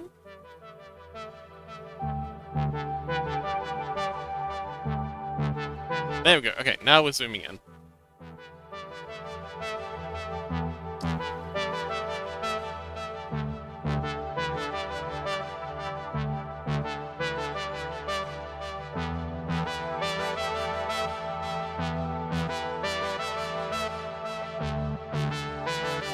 So we'll start with the gray. Let's go ahead and hide the hair for a bit. Paint the gray in here.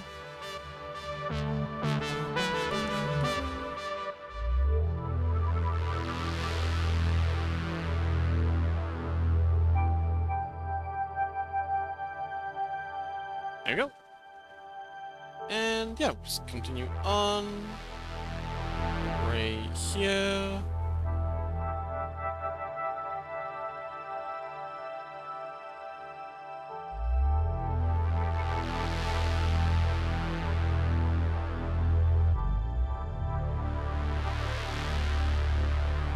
And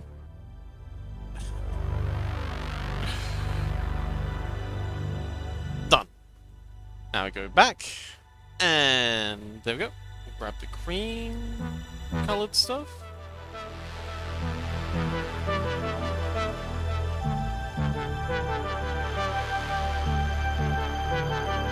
There to there.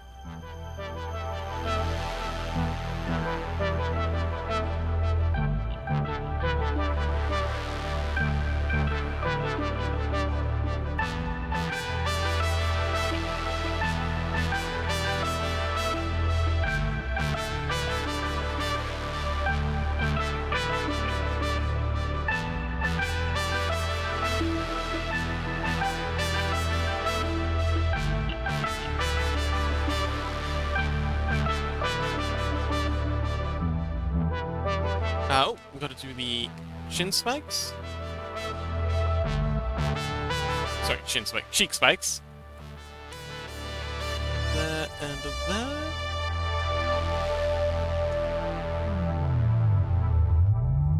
Kind of struggling to get them looking right. Yeah, that'll do. Okay, and now to here. So we're gonna have them arc like so now, because of foreshortening and just the way the face is now pitching. Like so. That'll do. Yep, that's good. That in like so. Cheek spikes. Gonna go from about here to here. And cheek spike from about here. I'll do. I'll pick the chocolate, the ears. Chocolamiento eye.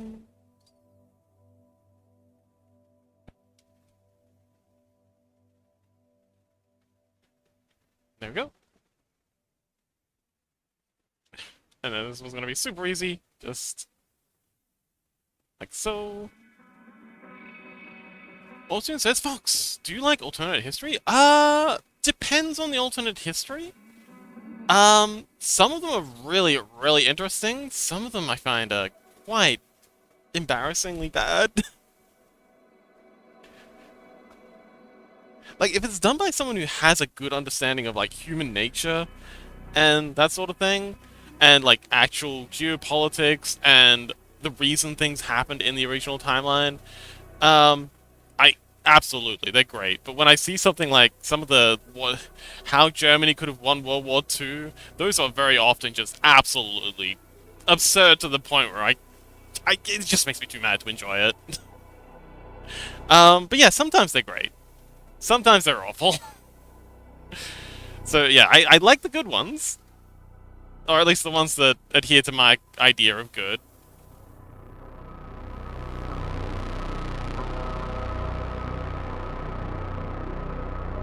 Okie doke. And now we zoom back.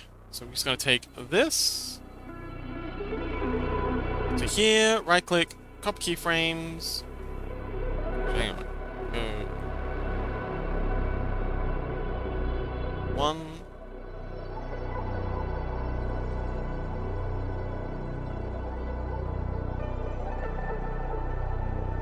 There we go. Right click, copy keyframes, right click, paste keyframes. Right click, mirror frames, boom. Alright, easy. Now we just gotta do the hair, and that's it. We're ready to go on to keyframing. Sorry, pixel arting.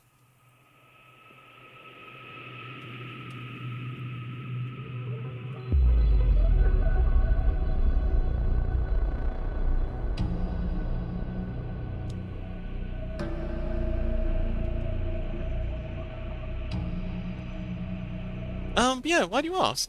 Are you working on another old history?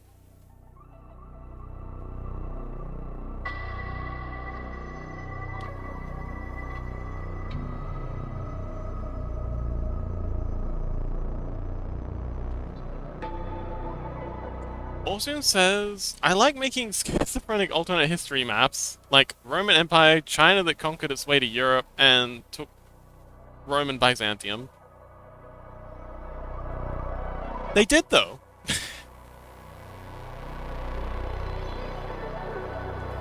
Ocean, they did. You never heard of the Mongol Empire? Yeah, so a lot of people don't know this, but the Mongol Empire actually conquered China before they went and had a crack at Europe.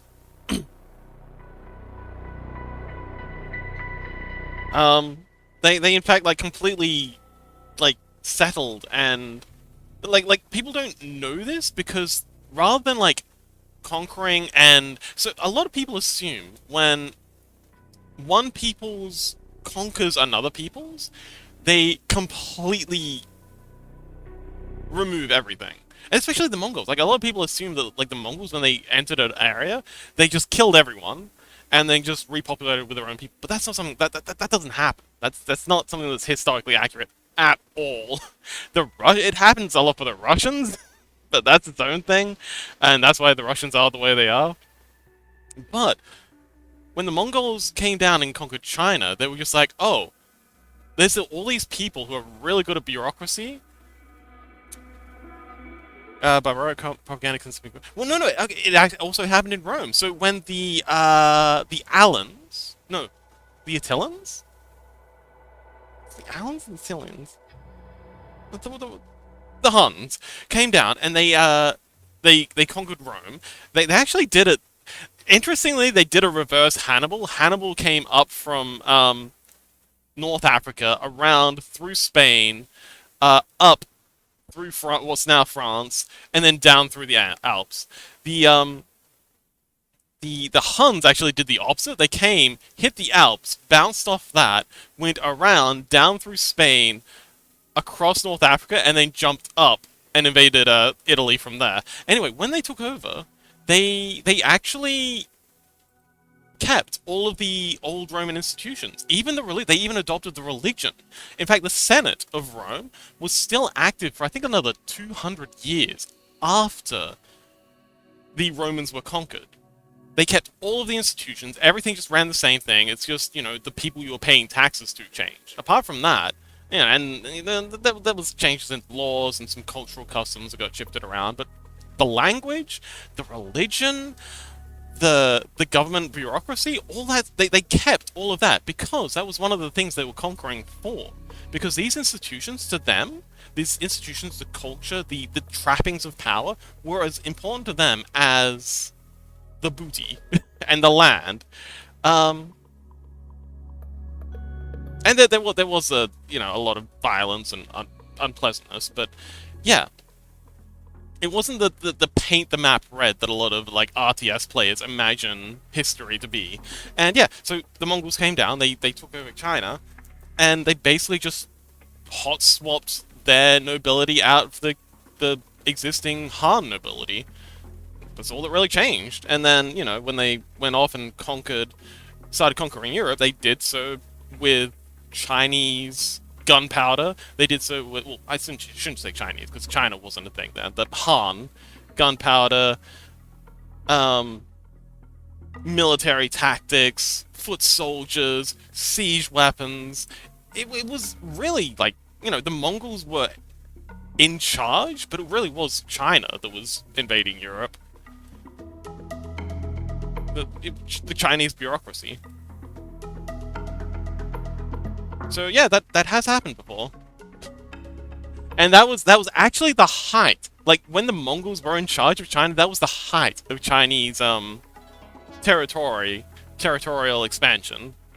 And that's it's ironic that all the maps that the Chinese bring out, the Chinese Communist Party bring out to say that these lands are historically ours, all those territories were from when they were under the Mongol rule.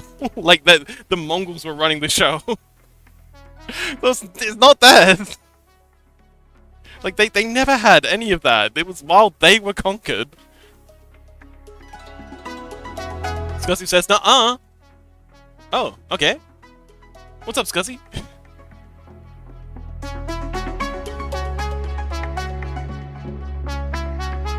Oh, I gotta put my wrist wraps on. I gotta put them on when I started. It's a bad idea. Gonna get carpal tunnel syndrome.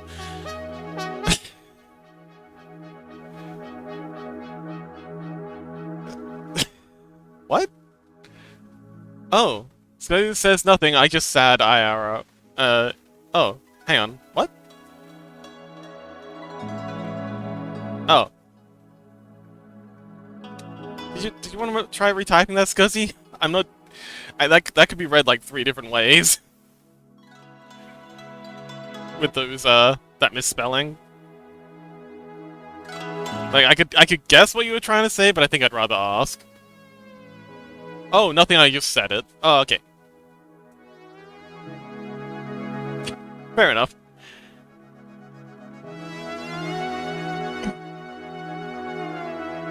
But yeah, so the Mongol invasion. So, again, the exception to that is always the Russians. Weirdly, whenever someone goes and conquers Russia, it's always it's always been a genocide. Like when the Mongols came across, they just it was a nightmare.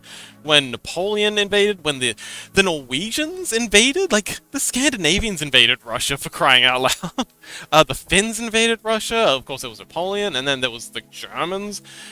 That's yeah. A lot of people think that's why the Russian culture is the way it is because they've had a lot of experience with being subjugated, and they are perhaps a little paranoid about it happening to them again. Okay, so let's go ahead and right-click, pop keyframes, paste those in there. And that's why I had... Oh, Austrian says Polska number 1. Huh? Polska.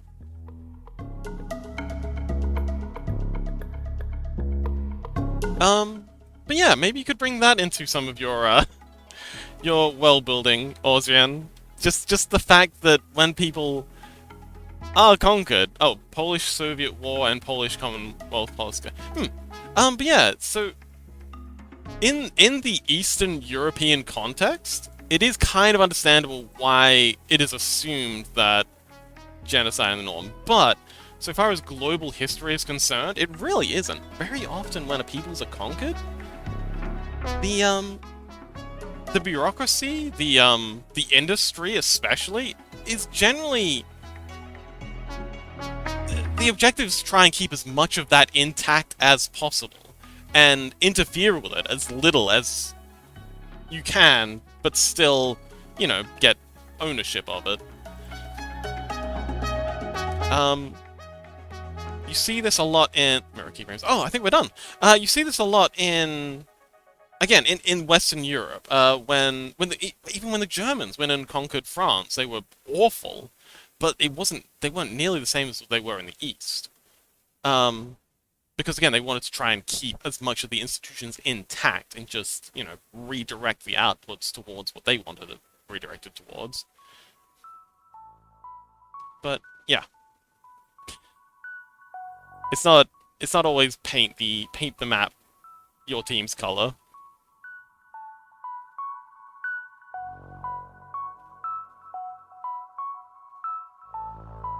And yeah, still looks good. Even at 33%. Okay, cool. Let's start doing the pixel art.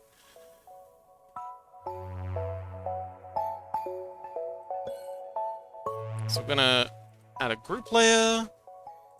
Grab all of these, plonk you into there. This is gonna be our 112.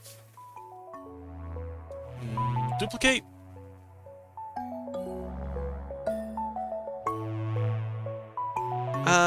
Also it says they also consider the French half Aryan or some shit. I think that was post hoc justification. I mean, yeah, and that's also part of it. They wanted to keep, again, a lot of the institutions that they saw as valuable intact. Let's see. So this is going to be our 28 pixel.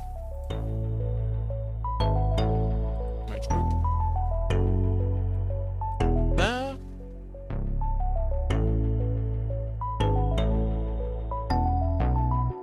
But yeah, if you're looking at, again, Chinese, the China... Okay, so there's also a difference between continental empires and maritime empires.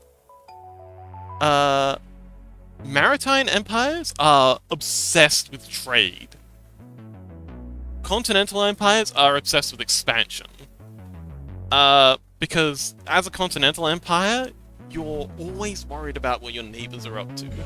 Because you always have so many neighbors. You can't let your neighbors become too strong because, oh, well, they're right there. They might jump the border and have a crack at you. You also can't let them become too weak because then they might get absorbed by their neighbors, and then you've got a problem with a big neighbor on your border. So there's always this feeling for continental empires that they need to expand in order to protect themselves. And that's why Russia's so insanely big, because they just kept expanding until they met some geographic obstacle that wouldn't let them expand any further. But island nations, like for example Britain, become obsessed with trade, because if you have a navy, you've got an ocean around you. So as long as you have a navy that can interdict anything that's coming at you, you don't need an army. You don't need to conquer lands. What you really need is money to support that navy, and the best way to get money when you already have a navy is trade. And so that's why you have the sun never setting on the British Empire. And the Romans, after the Punic Wars, prior to the Punic Wars, the Romans were a continental empire.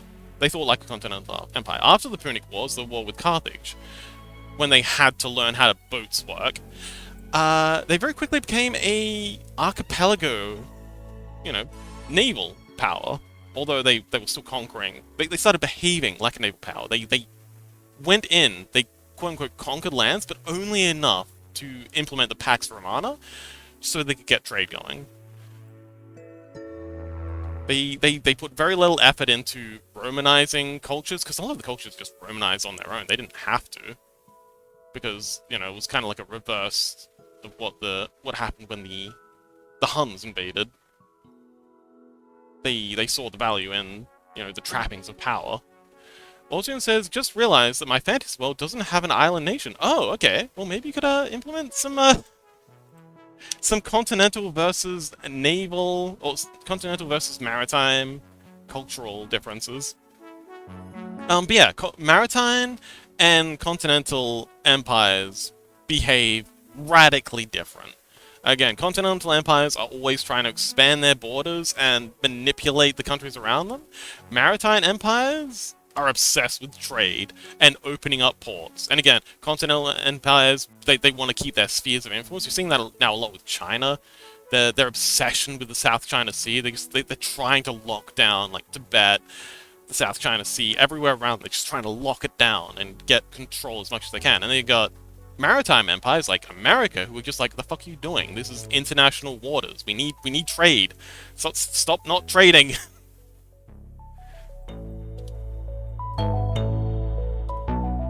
Okay, so now we've got to scale this down. And oh, hang on, wait, not like that. We need to scale it down with a... Come on, behave yourself. We need to scale it down with a transform mask. Because if we scale it with a transform mask, it'll change all of the frames as well, which is what we really need. Scale you in. Center you there.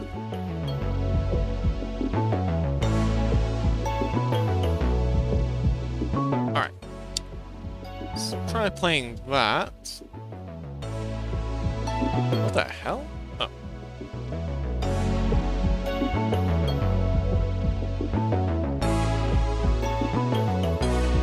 Okay, so that's not quite centered.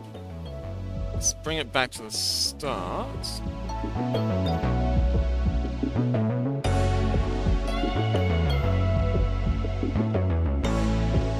And the cool thing about transform masks is they're not destructive.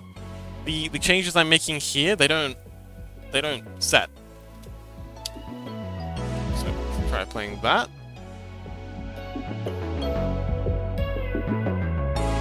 Okay, that's not good. Whoa! That was a mistake. You know what? I'm gonna do this a different way. We're gonna go back to here. Gonna select everything outside of this space and hit delete. So then we'll have a flat bottom that we can just line up the base of our reference. Transform mask. There we go. That'll make this a bit easier. So now we'll just line that up with that. So center this. And center. Alright. That'll do. Alright, let's get pixel arting. First we'll flatten this layer. apply that transform, because otherwise I'll have to think for half an hour every time we do this. And okay, here we go. 1,000 years of pixel arting. That's okay. We got this. So I'll unpin you, and you. So we've just got this bottom section, because I'm gonna need that later. A new layer. Pixel. So we can use the coloring of our color layer to see which frames we can duplicate. And yeah.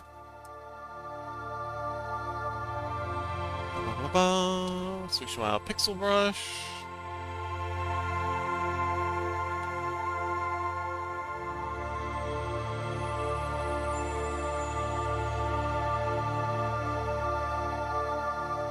Ooh, another example of maritime versus continental powers is actually Japan.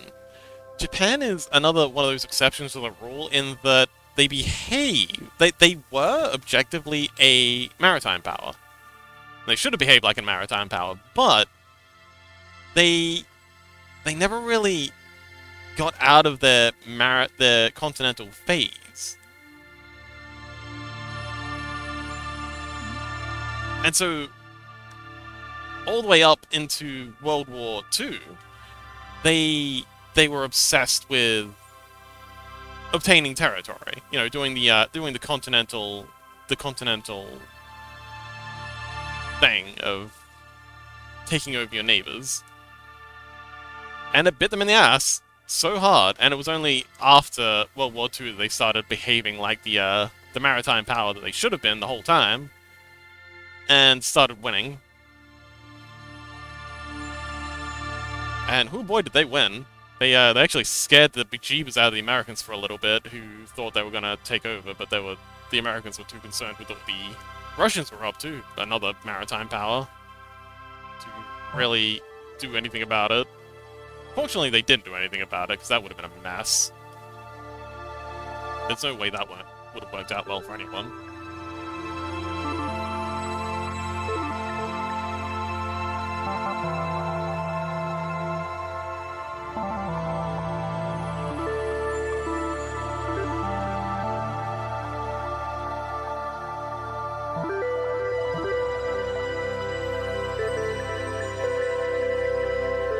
Okay, that looks probably alright.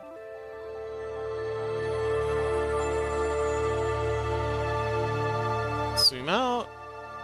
Ooh, yes, that pops so good. Yes, that's looking great. Very happy with that. Okay. Okay. 1,000 years of pixel arting. Let's go. New frame. Ah, this is gonna take so long. But we're committed. I said I'd do pixel art. I'm gonna do pixel art. Fox. When Fox says it's gonna do something, Fox does the thing, even if it kills him. This might actually kill me. I mean, we have 1,000 hours of streaming now, so I guess this would be the time to die, if ever.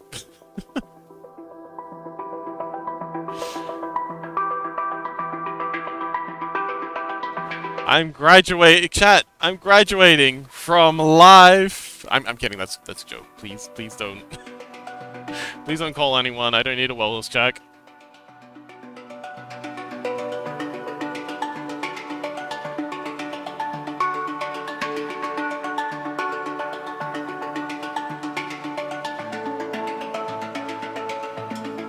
And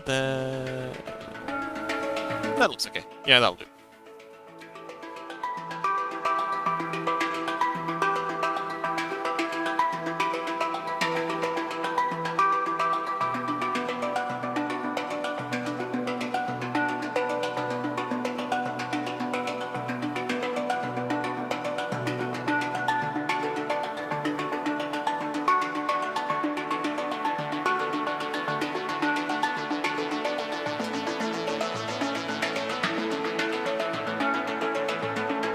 Oh man, this is gonna look so freaking good!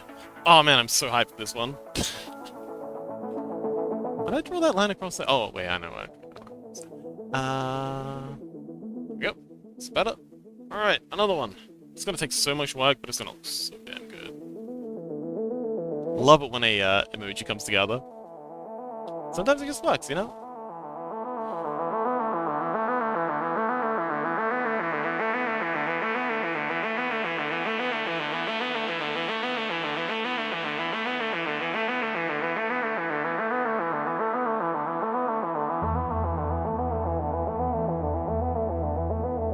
Oh, and then you have like the inverse of what the Japanese were doing. The Soviets. They were a continental empire. They understood that they were a continental empire. They largely behaved like a continental empire, but oh boy, did they so want to be a maritime one. You can see it with the Krunetska, like their absolute nightmare of a aircraft carrier that's known as like a floating death trap for the people on it. But it just so it's perfectly clear that it wasn't a death trap for anyone. No one else was worried about it, except the sailors who were forced to crew the damn thing. But that was so bad at it. But they just desperately wanted it to work because they wanted all the trappings of being a maritime power, i.e. the massive amounts of money that it brings. But they also understood that they had to be a continental power as well.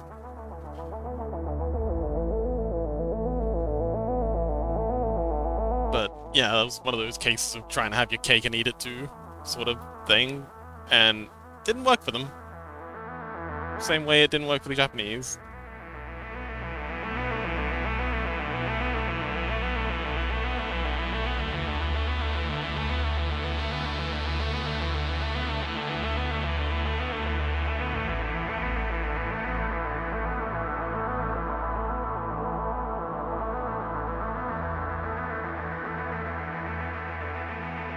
That'll do. And another one.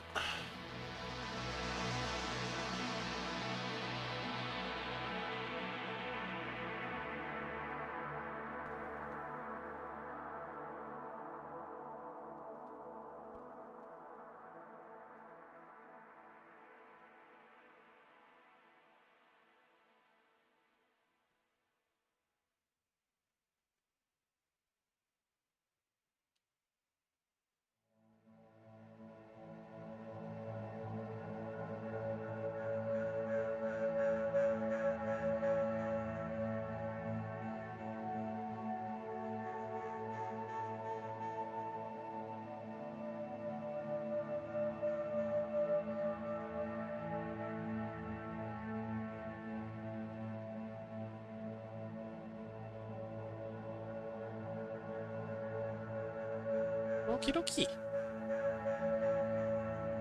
How many frames do we have? Oh man. We're not even halfway through.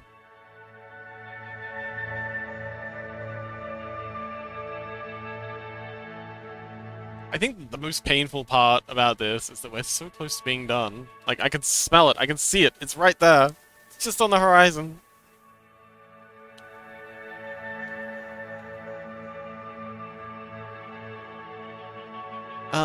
Also, we've got half an hour until, you know, the minimum amount of time I'd like to spend on stream, so definitely got time to get it done. And I was really hoping to get a good start on the other ones, but looks like they're gonna have to wait. This one took a lot longer. Oh, hang on, I can just copy this. A lot longer than I was expecting. Keyframe. Paste, and paste.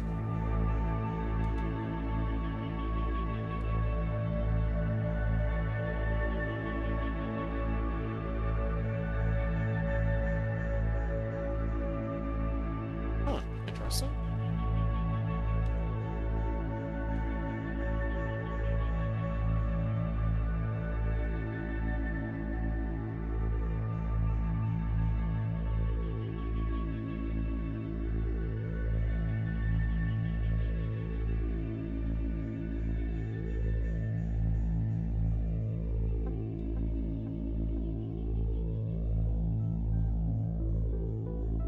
There we go. Now, I might just copy... Oh, I can't. Nuts.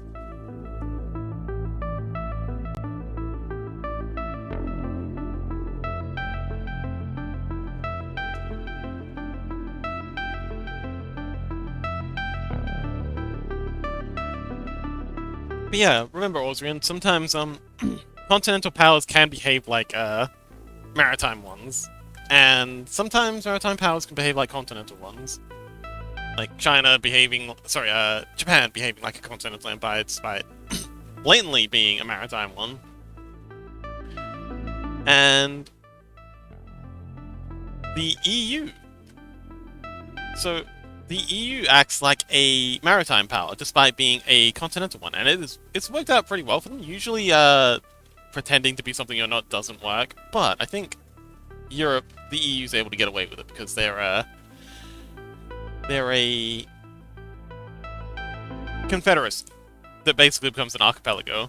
Like if you take any single European country, it's a continental empire, and it behaves that way in isolation. But you take them all together, and they become an archipelago, kind of like Italy during the Roman Empire. And that's worked out really well for them, because they've been engaging with trade and diplomacy and all that good stuff that makes life so much better for everyone involved.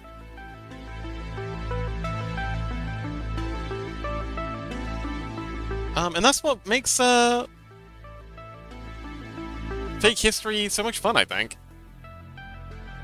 The quirks, the way things don't the way history never behaves the way it quite should. There's always outliers, there's always exceptions, there's always messiness. Makes it all so much fun.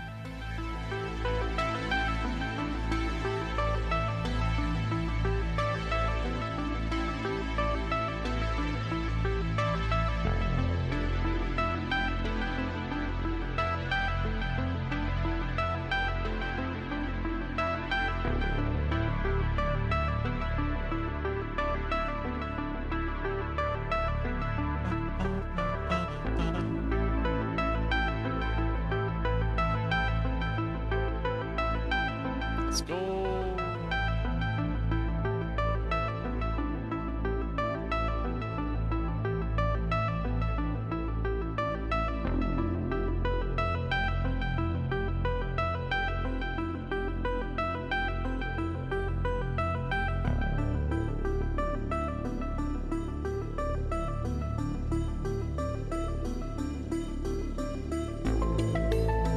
Zoom out, take a peek.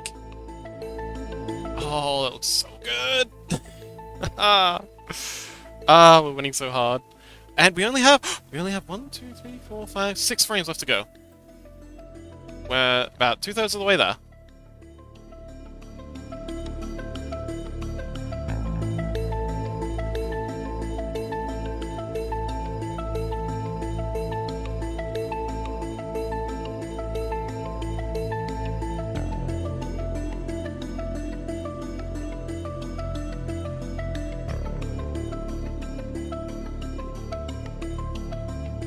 Oh, if you're interested in doing some research on your own, Ausrian, on the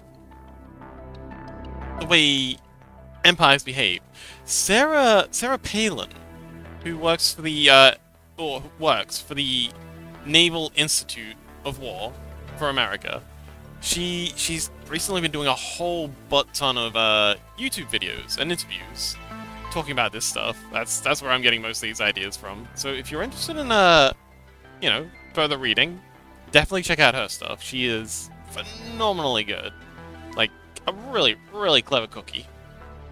And has huge amounts of experience talking and working with and thinking about this stuff.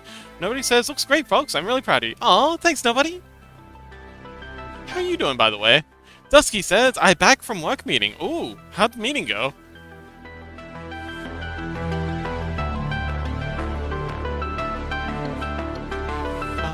We're almost done with the emoji. Why did I say it like that? We're almost done with the emote, Dusky. We should be able to render it out any minute now. Dusky says it was fine. As fine as a work meeting can be, I guess.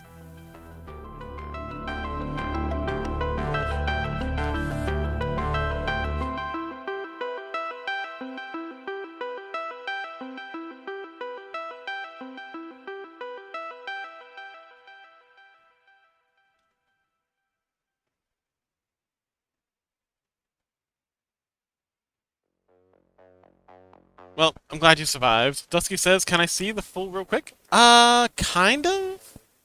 Hang on, just let me erase this. Alright, so this is the pixel art. It's gonna be really hard to see because it's, pixel art. We can play it at 200%. Oh, hang on, that's not gonna work. I'm gonna have to hide the pixel art layer. Actually, you know what? Let's hide the mini, because there we go. So we'll just play that. That's what we've got so far. And the frames for the pixel art, like the mini version, the one that people are gonna see in chat, is looking incredible. Like, I'm so happy with how the pixel art. This one looks pretty good. I'm very happy with this. But scale down, it's one of those. It looks great. I'm so hyped for this one. Also, if we zoom out to 50%, it also looks good in preview and mobile. So yeah, so hyped for this one. Nobody says, I'm playing Pokemon, my addiction is growing. Yay! Training for the Cobblemon on Saturday, I see. But yeah, I was hoping to get a lot more done today.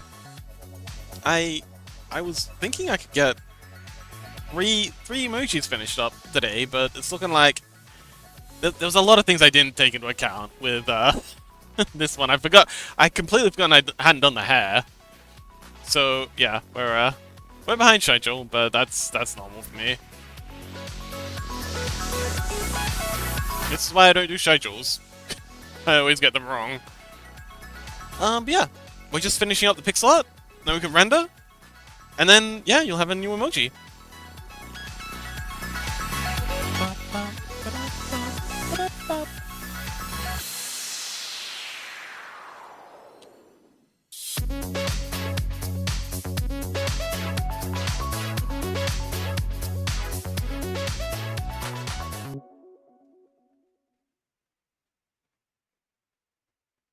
I hate how that one track just cuts there.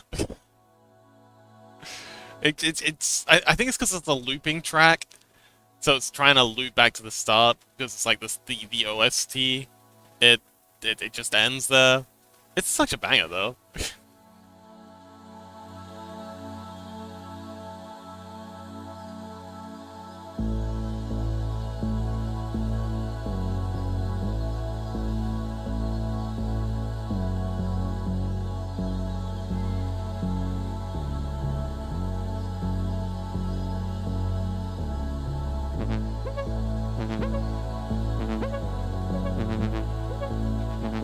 That'll do.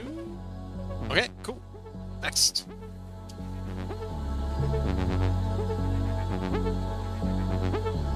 Oh, those two frames are basically the same.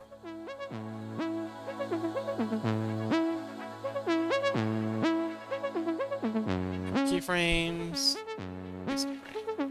Oh yeah, I just... Except it weirdly jumps around there. I hate it when it does that.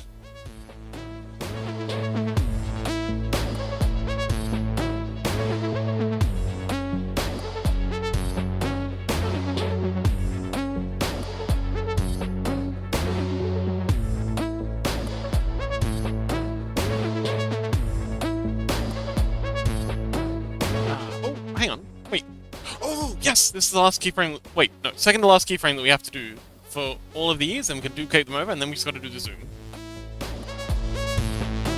So yeah, so all these, everything from the green across to the next red frame. Everything from here to here is just a copy of here to here. So yes, very close. We still got to do the zoom in, but half of that's being flipped anyway. So yeah. So we're gonna have to unfortunately draw these in because it's doing that silly pixel thing where it just skips around a bit. That's okay. We got this.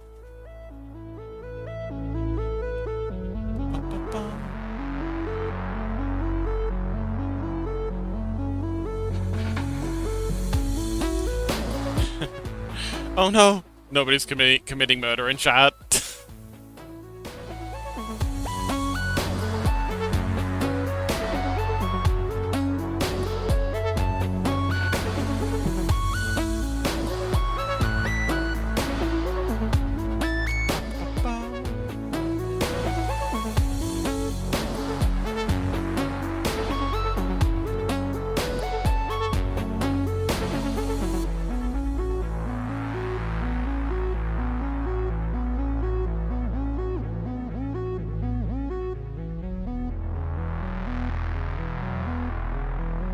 That'll do.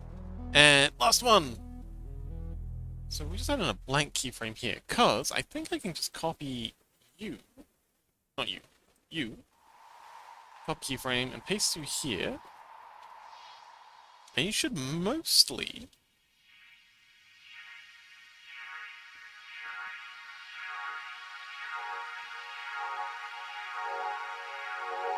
Nope. It was worth a try. Blank keyframe. Sometimes it's copying. Sometimes I can copy and paste another keyframe. Pixel art keyframe over. Sometimes it doesn't work. That's worth a try though.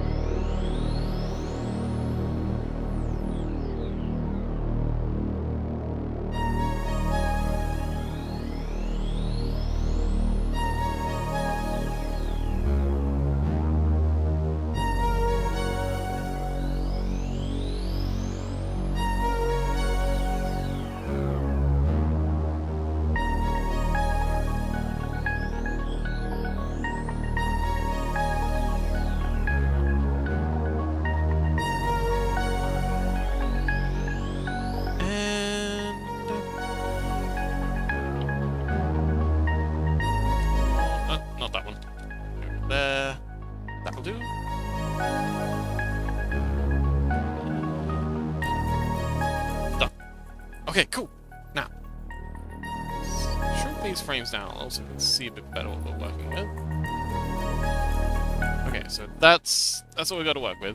Nobody says that's crow emote. Yeah. Okay. So a fun fact: a group of ravens is actually called a murder. Also a group of crows. So you know how like you got a pack of dogs or a flock of sheep or a school of fish? Well, a group of ravens is called a murder. So when someone posts multiple crows in chat, we say, you know, you just committed murder in chat.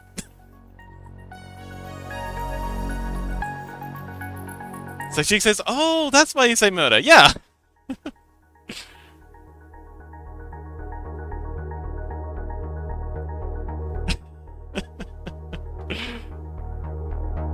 Well, today you learned. Mirror those. Why did that not work? Oh god, why did that not work? Huh? Why did that not work? That should have worked. Right click, copy keyframes. Right click, paste keyframes. Oh no, that works. It's fine.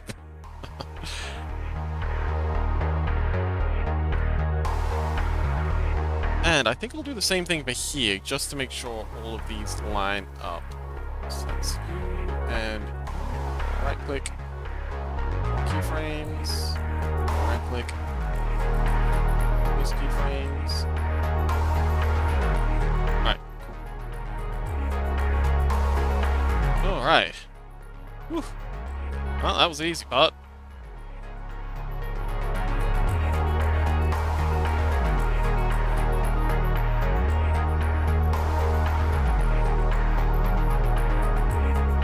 Yeah, and that's why I say whenever whenever Krog joins, I ask if we can get a murder in chat.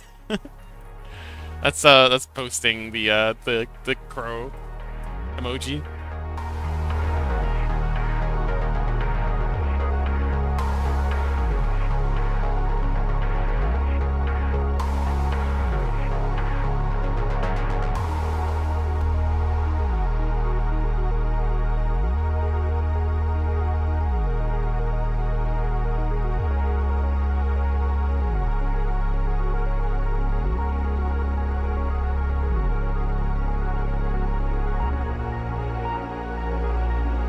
So she says you might just be a genius, I think.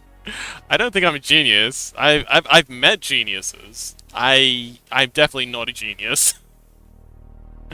There's nothing more humbling than meeting someone who's actually a genius. I used to be a software developer.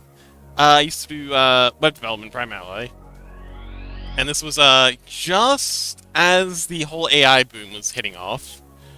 And so I was doing some like work on that. And I was going to conventions, not conventions. What are they called? Like the meetup things? See, clearly not a genius. Um, what's like the professional version of a convention? Anyway, what is even a genius? I don't know. Just someone smarter than someone who makes you feel dumb. That's my definition of a genius. But yeah, I remember I went to one convention and I was kind of like, there was drinks and it was one of those. It was one of those things where like the big corporates are really trying to butter the fuck out of the the people coming along because they really want to hire. They're really scouting hard for people who know anything about AI at this point. And so, they had the fancy wine, they had like the suited like people walking around with hors d'oeuvres. My God, I've never felt so Gucci. I felt so out of place too. I'm just some base level software developer, and Dusky says I make myself feel dumb all the time. I'm a genius. Yes, Dusky's figured it out. And yeah, so I get myself some like caviar avocado pastry thing that looked like it looked like it was halfway between a pizza and a piece of origami. Anyway, it looked fabulous and tasted great. Anyway, I had like a handful of these. I literally just like took like a handful of them away with me. I was kind of like munching on these, and I kind of like walk into like this group of people, and they're all yapping about stuff. I'm like, oh hey, what are you guys talking about? And they're like, oh, we're just talking about the new transform architecture of the latest LLM software pipeline. And it was like, oh, neat. Just munching on my origami pastries while these guys just being just talking about stuff that would have made my head hurt if I hadn't been drinking so much. But yeah, I've met geniuses, and they're scary. Anyway, let's copy you, and we'll take you two. That's wrong. That's very wrong. What the hell? What have I done? Huh?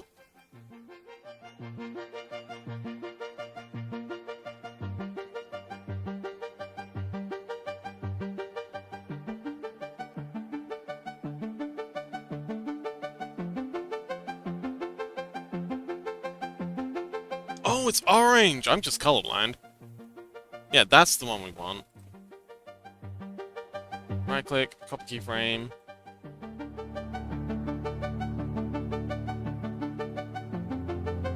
Wait, and I'm copying the wrong keyframe. God damn it. Right click, copy keyframe, right click, paste keyframe. Damn it, that's wrong too. That one? Right click. No, not that one. Not that one either. That one. Copy keyframe. Paste keyframe. Unhide that. Do the same thing for you. Right click. Right click. Right click. Copy keyframe. Right click. Paste. Ha! Got it.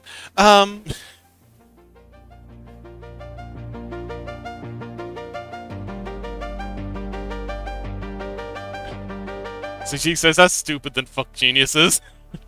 Olsen says, when I feel sad, I watch a shitty Roblox video I downloaded from 4chan with the song Monster by Skillet. You know what? Whatever works for you, buddy.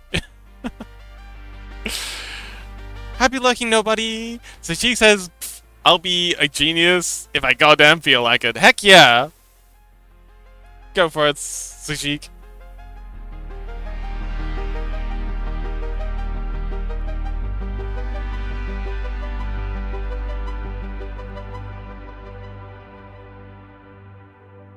Keyframe.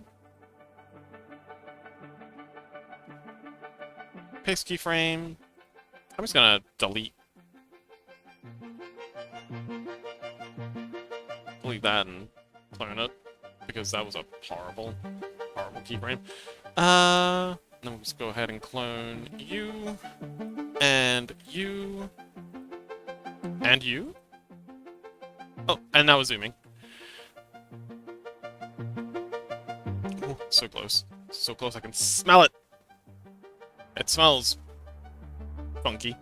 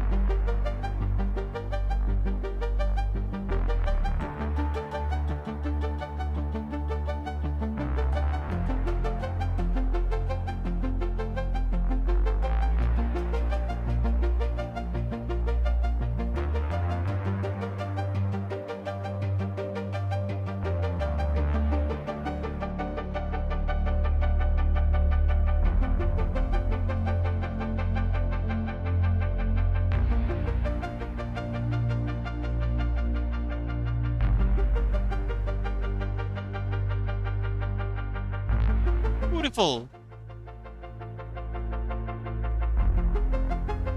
Actually, let's add some shine to the eyes. There we go. Perfect. And another frame.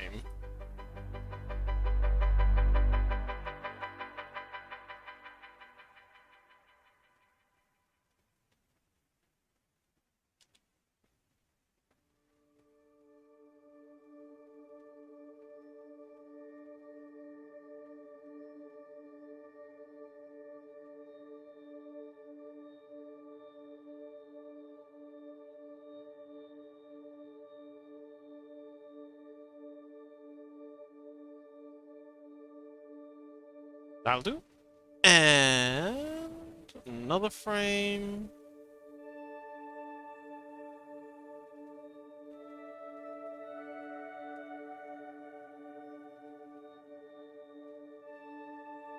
Barely needs touching up. And this one doesn't need anything. So new blank frame. And then nothing happening there. New blank frame there, and then we go here to here.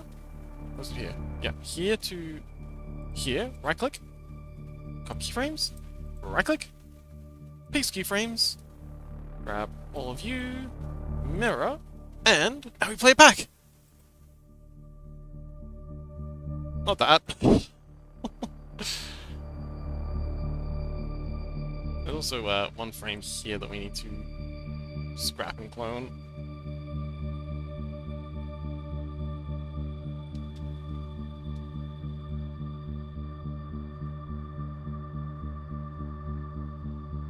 Scrap that.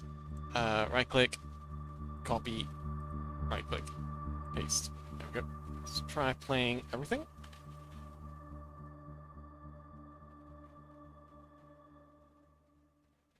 Boop, boop, boop, boop. Yeah, it looks a little scuffed down the bottom because, hang on, wait. Actually, you know what? Let's just render this. And see what happens. So I'm going to do a Control-S. Disable this. Now I'm going to go ahead and crop. And I got to resist the urge to Control-S. If I Control-S after I've cropped this, it's going to, you know, override, and that's going to be unfortunate. Okay. File. Render animation. 28? I think pretty sure it's 28. 28 pixel. GIF. 28 underscore boop. That's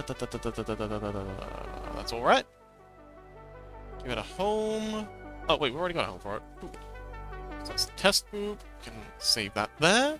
Render. All right, this is gonna take a hot minute. That was a lot faster than I was expecting. Uh, man, that tore through those frames. My golly, you're so quick, Greta. Let's go Twitch. My assets, emotes, Dusky, boop, and there it is. We got an error. Ooh, we got a serious error. What the heck is that all about? There's a little smiley face in there. What the hell's a smiley face? I didn't... Huh? Did y'all see that? There's like a couple of frames in there with like a little smiley face on the nose.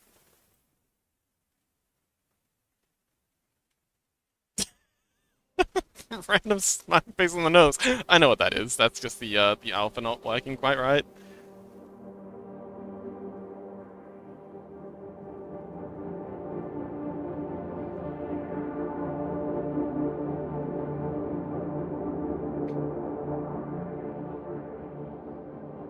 Okay, so I'm gonna have to Control Z the crop.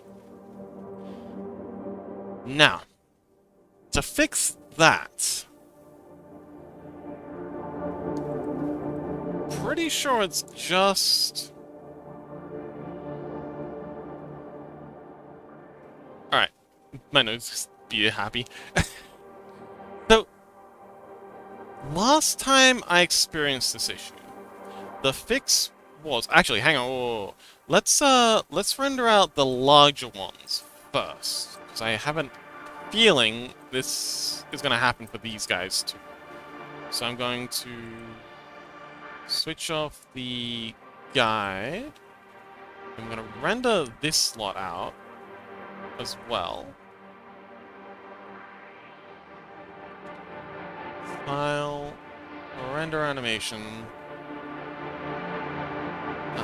112? But yeah, last time, the fix for this was just to have one pixel in the bottom left corner blank, so it knows what blank looks like. See, right now what it's doing is it's picking the pixel in the bottom left-hand corner and being like, okay, this is what alpha is, and then when it sees the nose be the same color as that, it's like, oh, okay, I'll just let me invisibilize that. So, it's usually the fix. Let's see what happens. Oh, great T! Hello! Welcome! Happy lurking!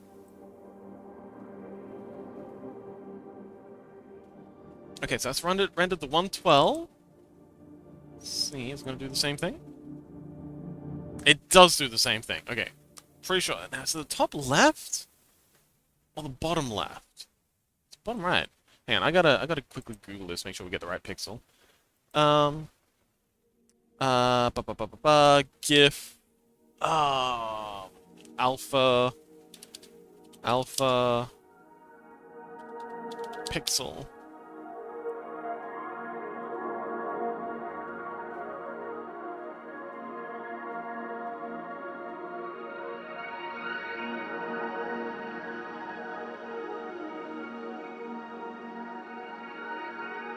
Okay, I'm not seeing any answers here.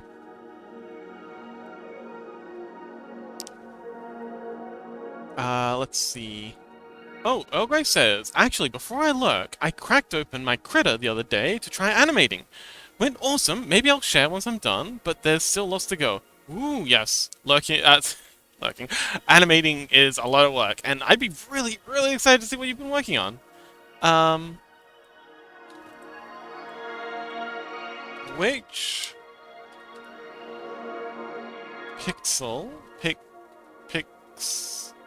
pixel defines the GIF alpha color? And of course I'm spelling it with a U. Let's spell it the American way. Might be better for results. Restful T.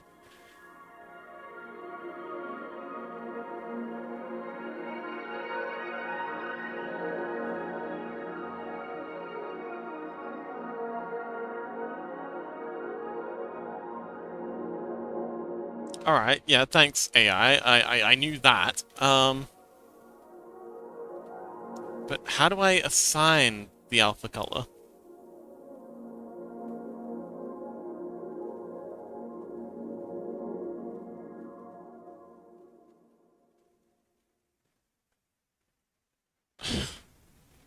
Please.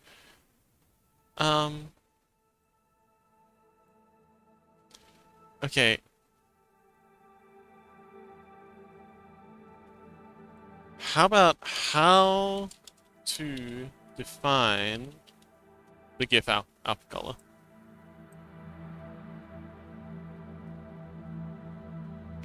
Yeah. Like, I'm pretty sure it's just like one of the corner pixels that it usually uses. I just don't know which one. And I don't want to just go through process elimination, because that'll take forever. Well, it won't take forever, I'll just have to... I could have to do it up to 3 times, but... 4 times. So, neutral color...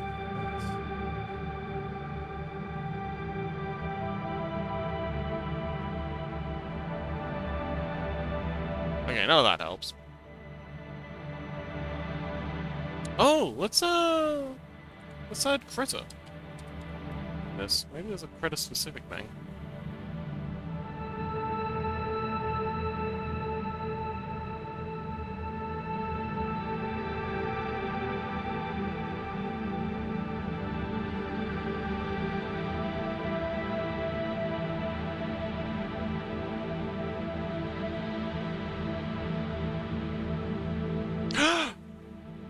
I don't know why I didn't think of this earlier. I can just check the one I uploaded before. Animated.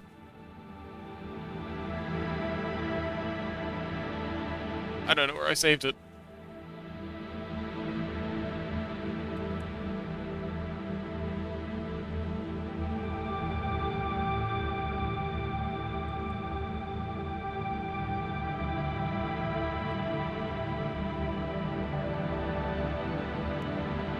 Because for some reason I saved this one in a different place. It's not peak.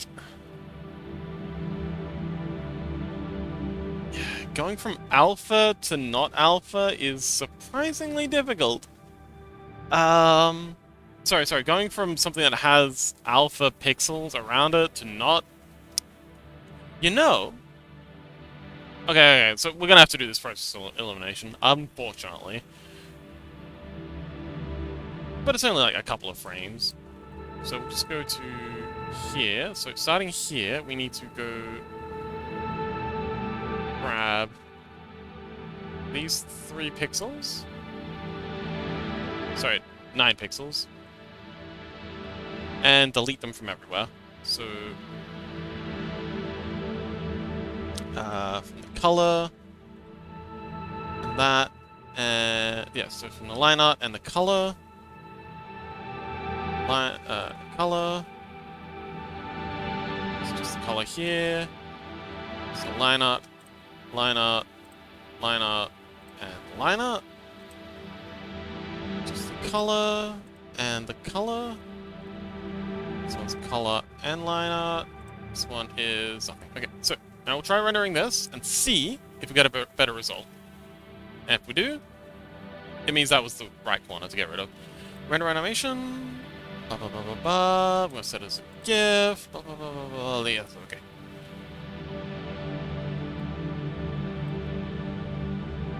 Dusky. Finish rendering? Only finish rendering.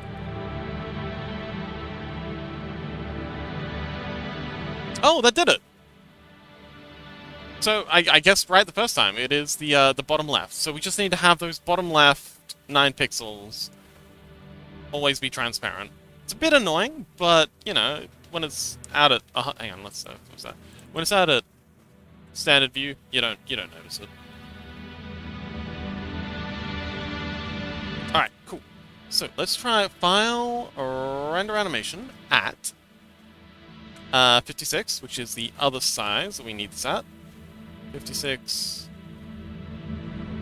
56, and a GIF, render.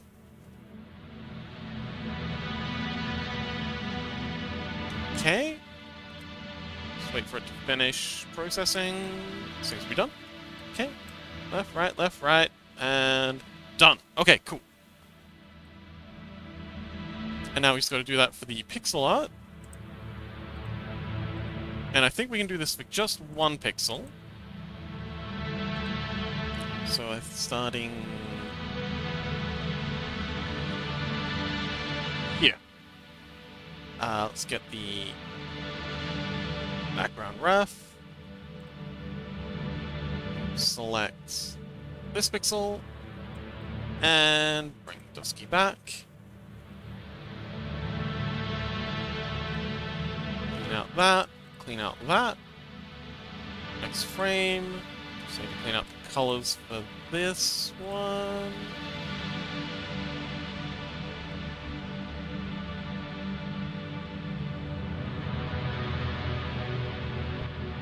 And then that and that. Okay, now Control S. Wait for it to finish saving. Now we'll crop that. Get rid of the background. File. Or render animation. 28. 28. GIF. Blah, blah, blah, blah, blah, blah, blah. That's all good. And, assuming we've done this right, and we gave it enough pixels, because there could be an issue that it might need 4 pixels instead of just 1. Why are you not loading? There we go. And, zooms in. Beautiful! We did it! Let's go! Yes! Ugh. And, right on time. I don't think there's much point in starting. Actually, maybe. I think we can hammer out another emote. What do you guys think? Should I try for one more?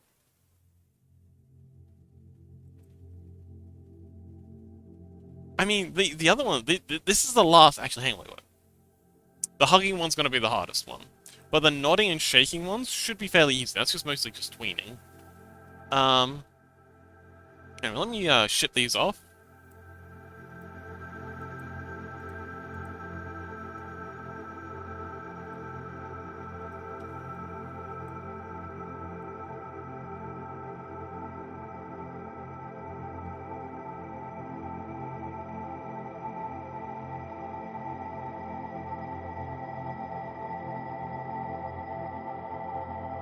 Nobody says you could if you're not too tired. Okay.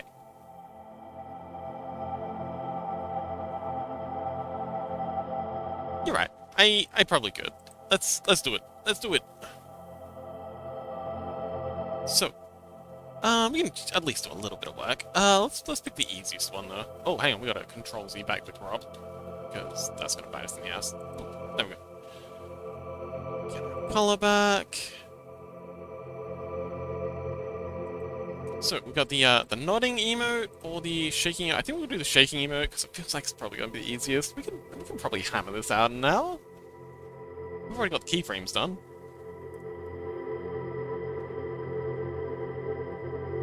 Take.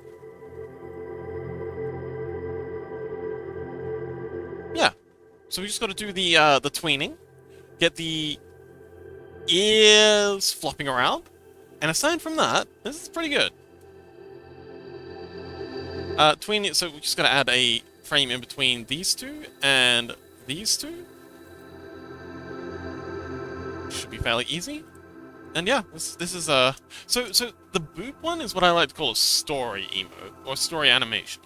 It's got an arc, it's got a start, it's got a finish, it's got a whole, yeah. It's got an arc about it. This is like a proper loop. It's just a couple of keyframes. It's just one action looping. The boop one is like 3, 4. Actually, I think it's like 5 actions. It's a lot of actions. Same with the hugging emote. The hugging emote's a lot of actions. The petting emote's 2 actions. But this is really just 1 action repeated, so it's pretty easy.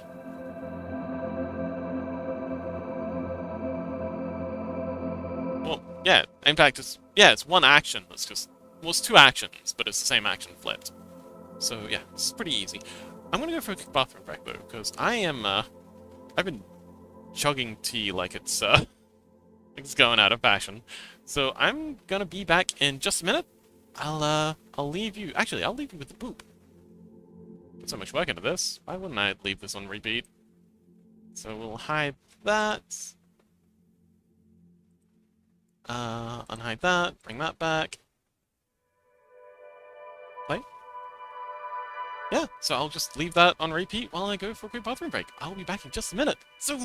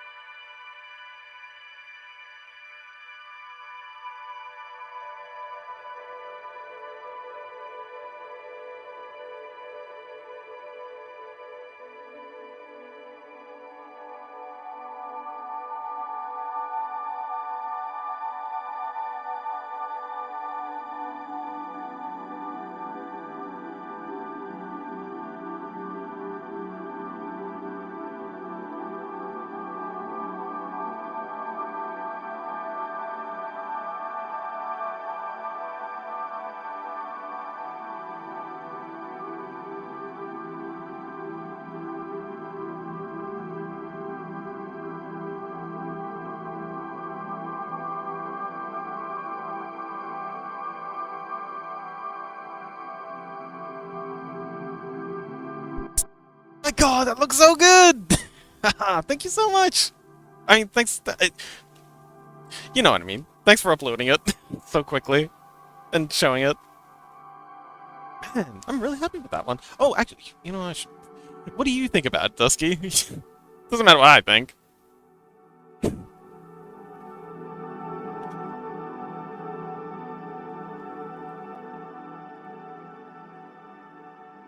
Dusky says tappies.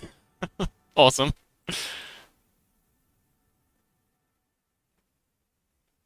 And you can't oh, actually, you can't even see the clipped pixel.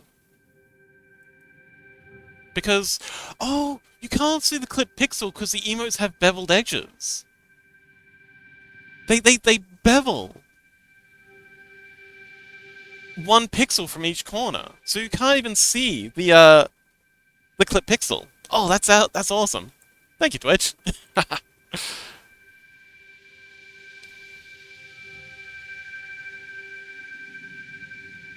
Gotta say, that's my finest work yet. It's so adorable. I can't.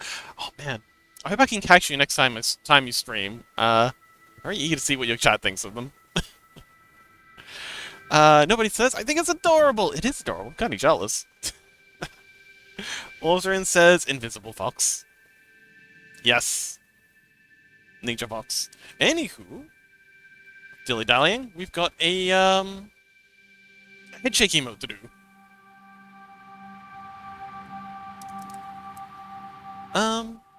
Feeling kinda low energy? We'll see how much we can do. No promises we'll get the whole thing done, but a fox can dream.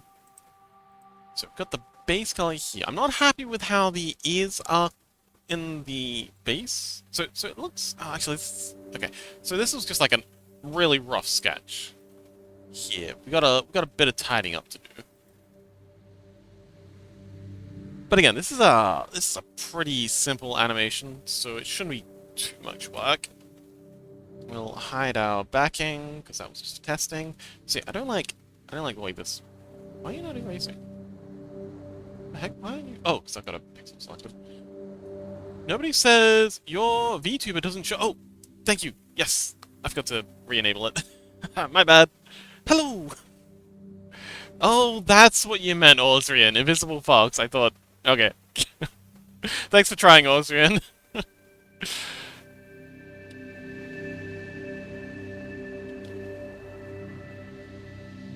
Who was saying that the fox is a genius before? I'm just doing it to try and prove them wrong.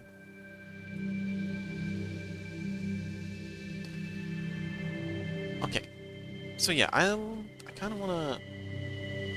That feels much better. thing to head out there and come into the ears a little harder. And that'll be covered up by Floof. Yeah, so we'll have Floof coming out of there. And, yeah, I'm pretty happy with that. Shake, shake, shake.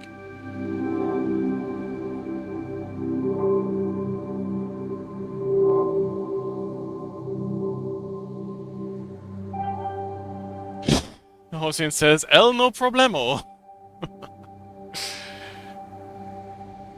I didn't know you could speak Italiano.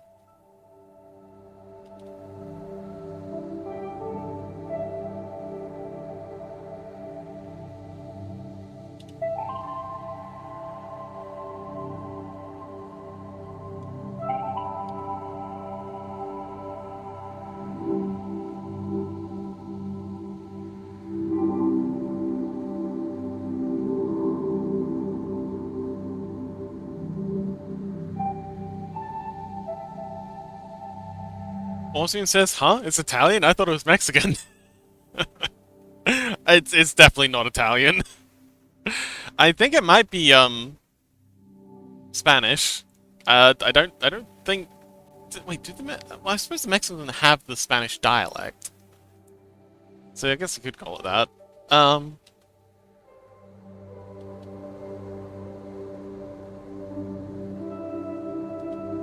want to make the ears too big. So I feel like their vibe isn't quite massive ears. So more a wolf dog than a fox. So yeah, I think smaller ears are better for them. Oh, I like that shape. That's a good shape. Nailed it. Also says, yeah, it's Spanish. Thought so. Let's copy that to this side. Just swish like that. This down and in. Perfect.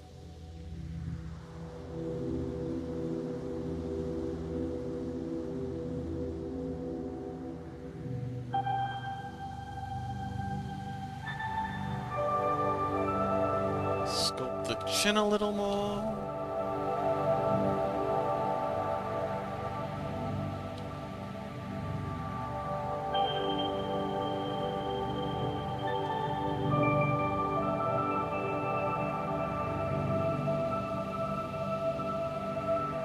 Oh, how's this look, how's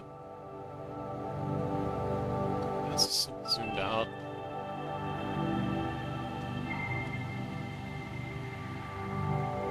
Oh, yeah, 100% that works zoomed out.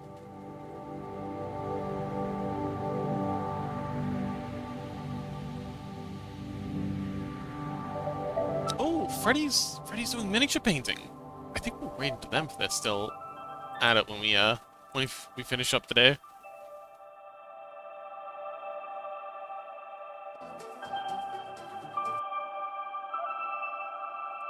Unless someone wants to guide the raid, of course.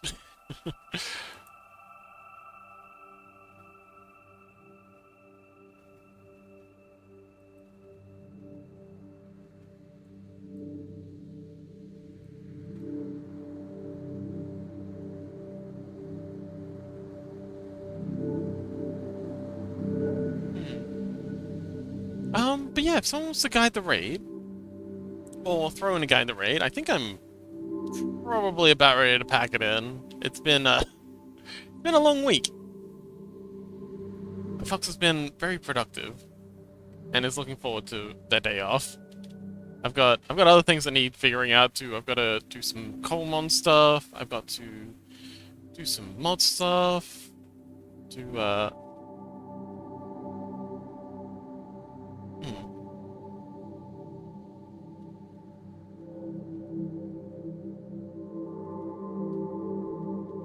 Oh, I also did a little bit of work on the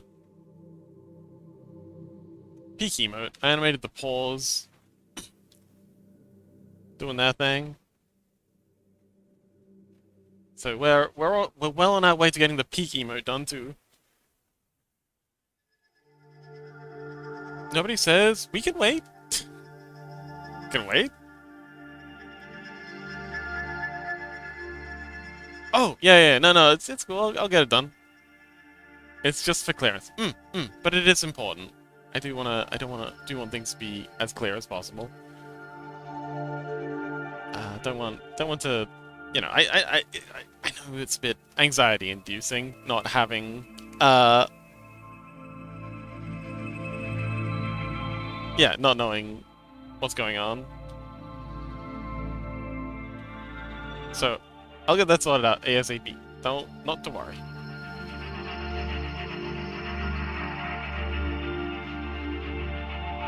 That's pretty cute.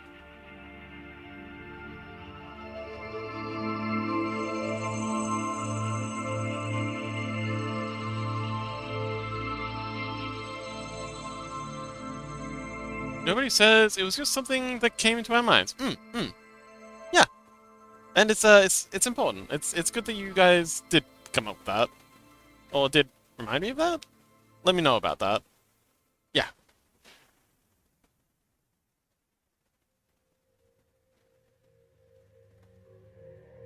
Let's go ahead and shuffle this ball. Go to this side, and why am I doing this all the way over here on the timeline? My goodness. Hi you. Can we get you at the front?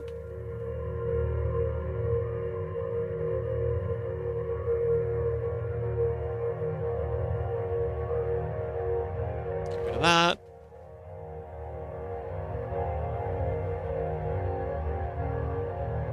And, I think I'll just go ahead and copy-paste a lot, because I did this on the wrong frame.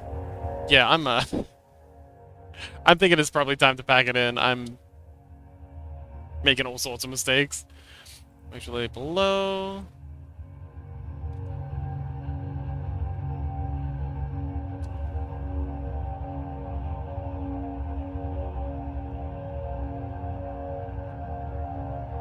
Make lay below. There we go. But as I said, take your time, no pressure.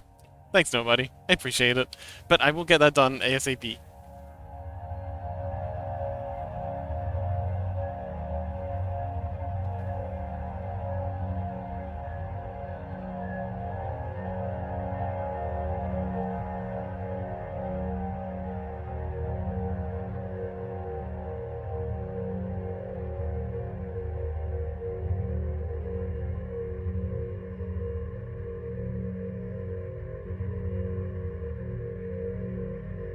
Ragaback says, "Hi, folks. My soup was great. Don't forget to water yourself." Oh, I've been drinking so much tea tonight. I think I've gone through like 3 mugs of tea, so I'm definitely proper hydrated. We're actually just thinking about raiding out. So congratulations on the soup.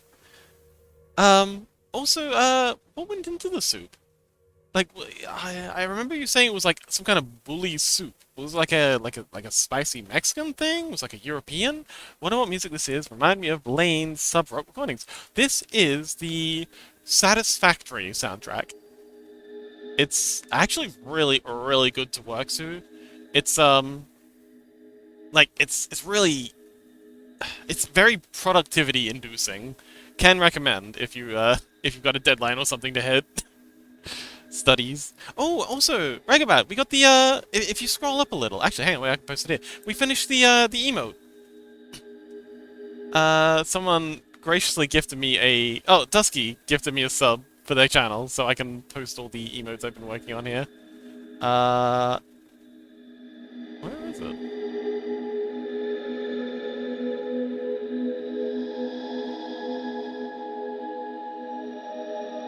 Oh, wait, I gotta refresh the thing. Hang on, hang on. I'm silly. It doesn't add it until you refresh.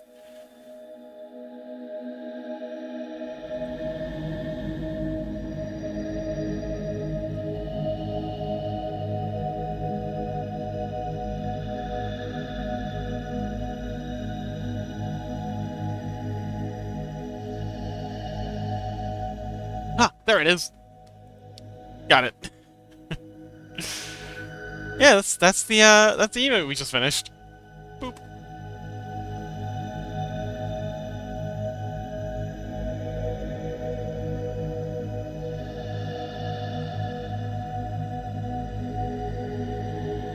Yeah! I'm really stoked with that one. Really good job. Thank you! But yeah, now we're working on the head shake emote. and the head not emote.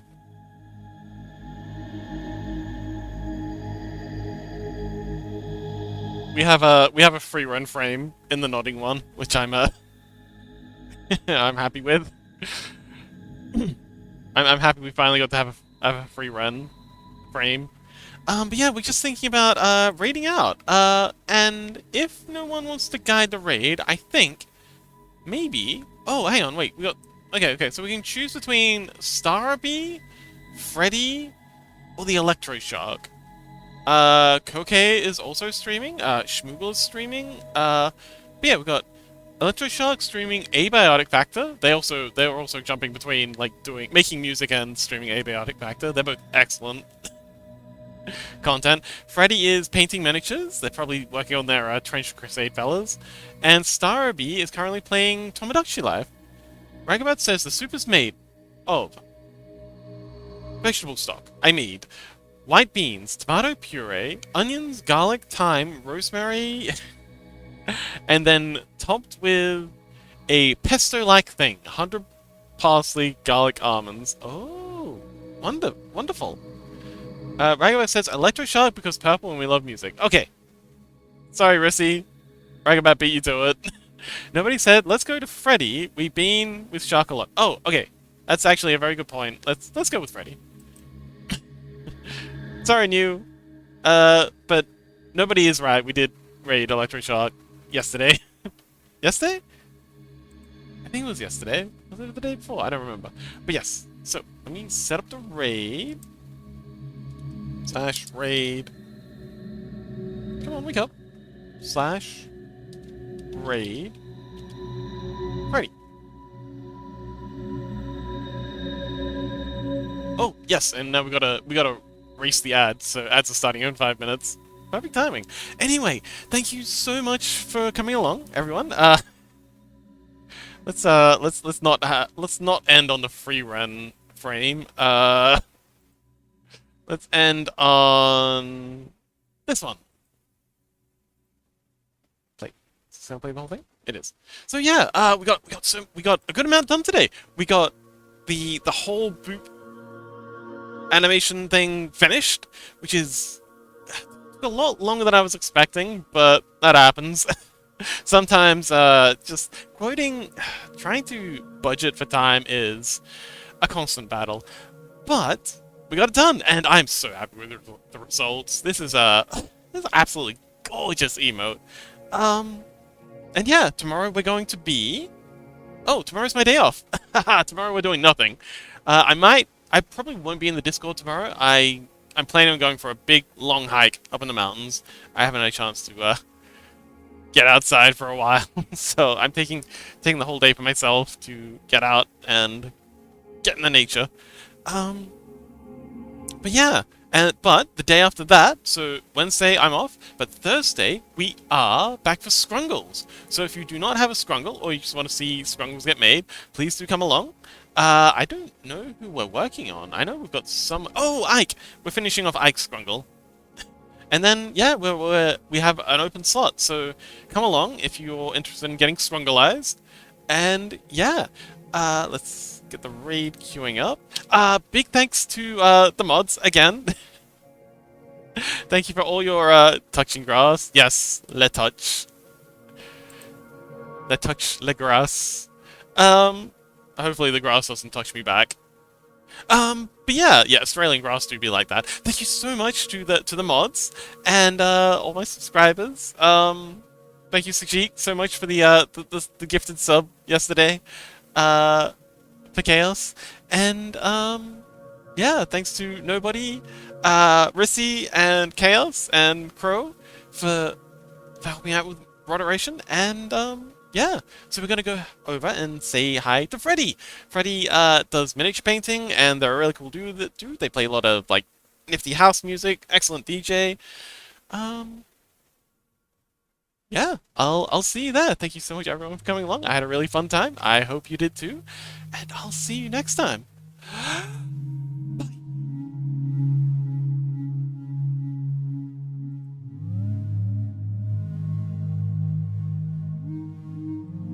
I felt Oh, I guess in which case saute. Yeah. Oh my days. Welcome, Sleepy. Hello, Sleepy Fox. I was gonna raid you today, but I guess I went longer than I expected. Welcome in, Fox. Welcome in, nobody. Welcome in, raiders. Hello, everybody. Yeah, let me give you a shout out. The nice Osrian dude.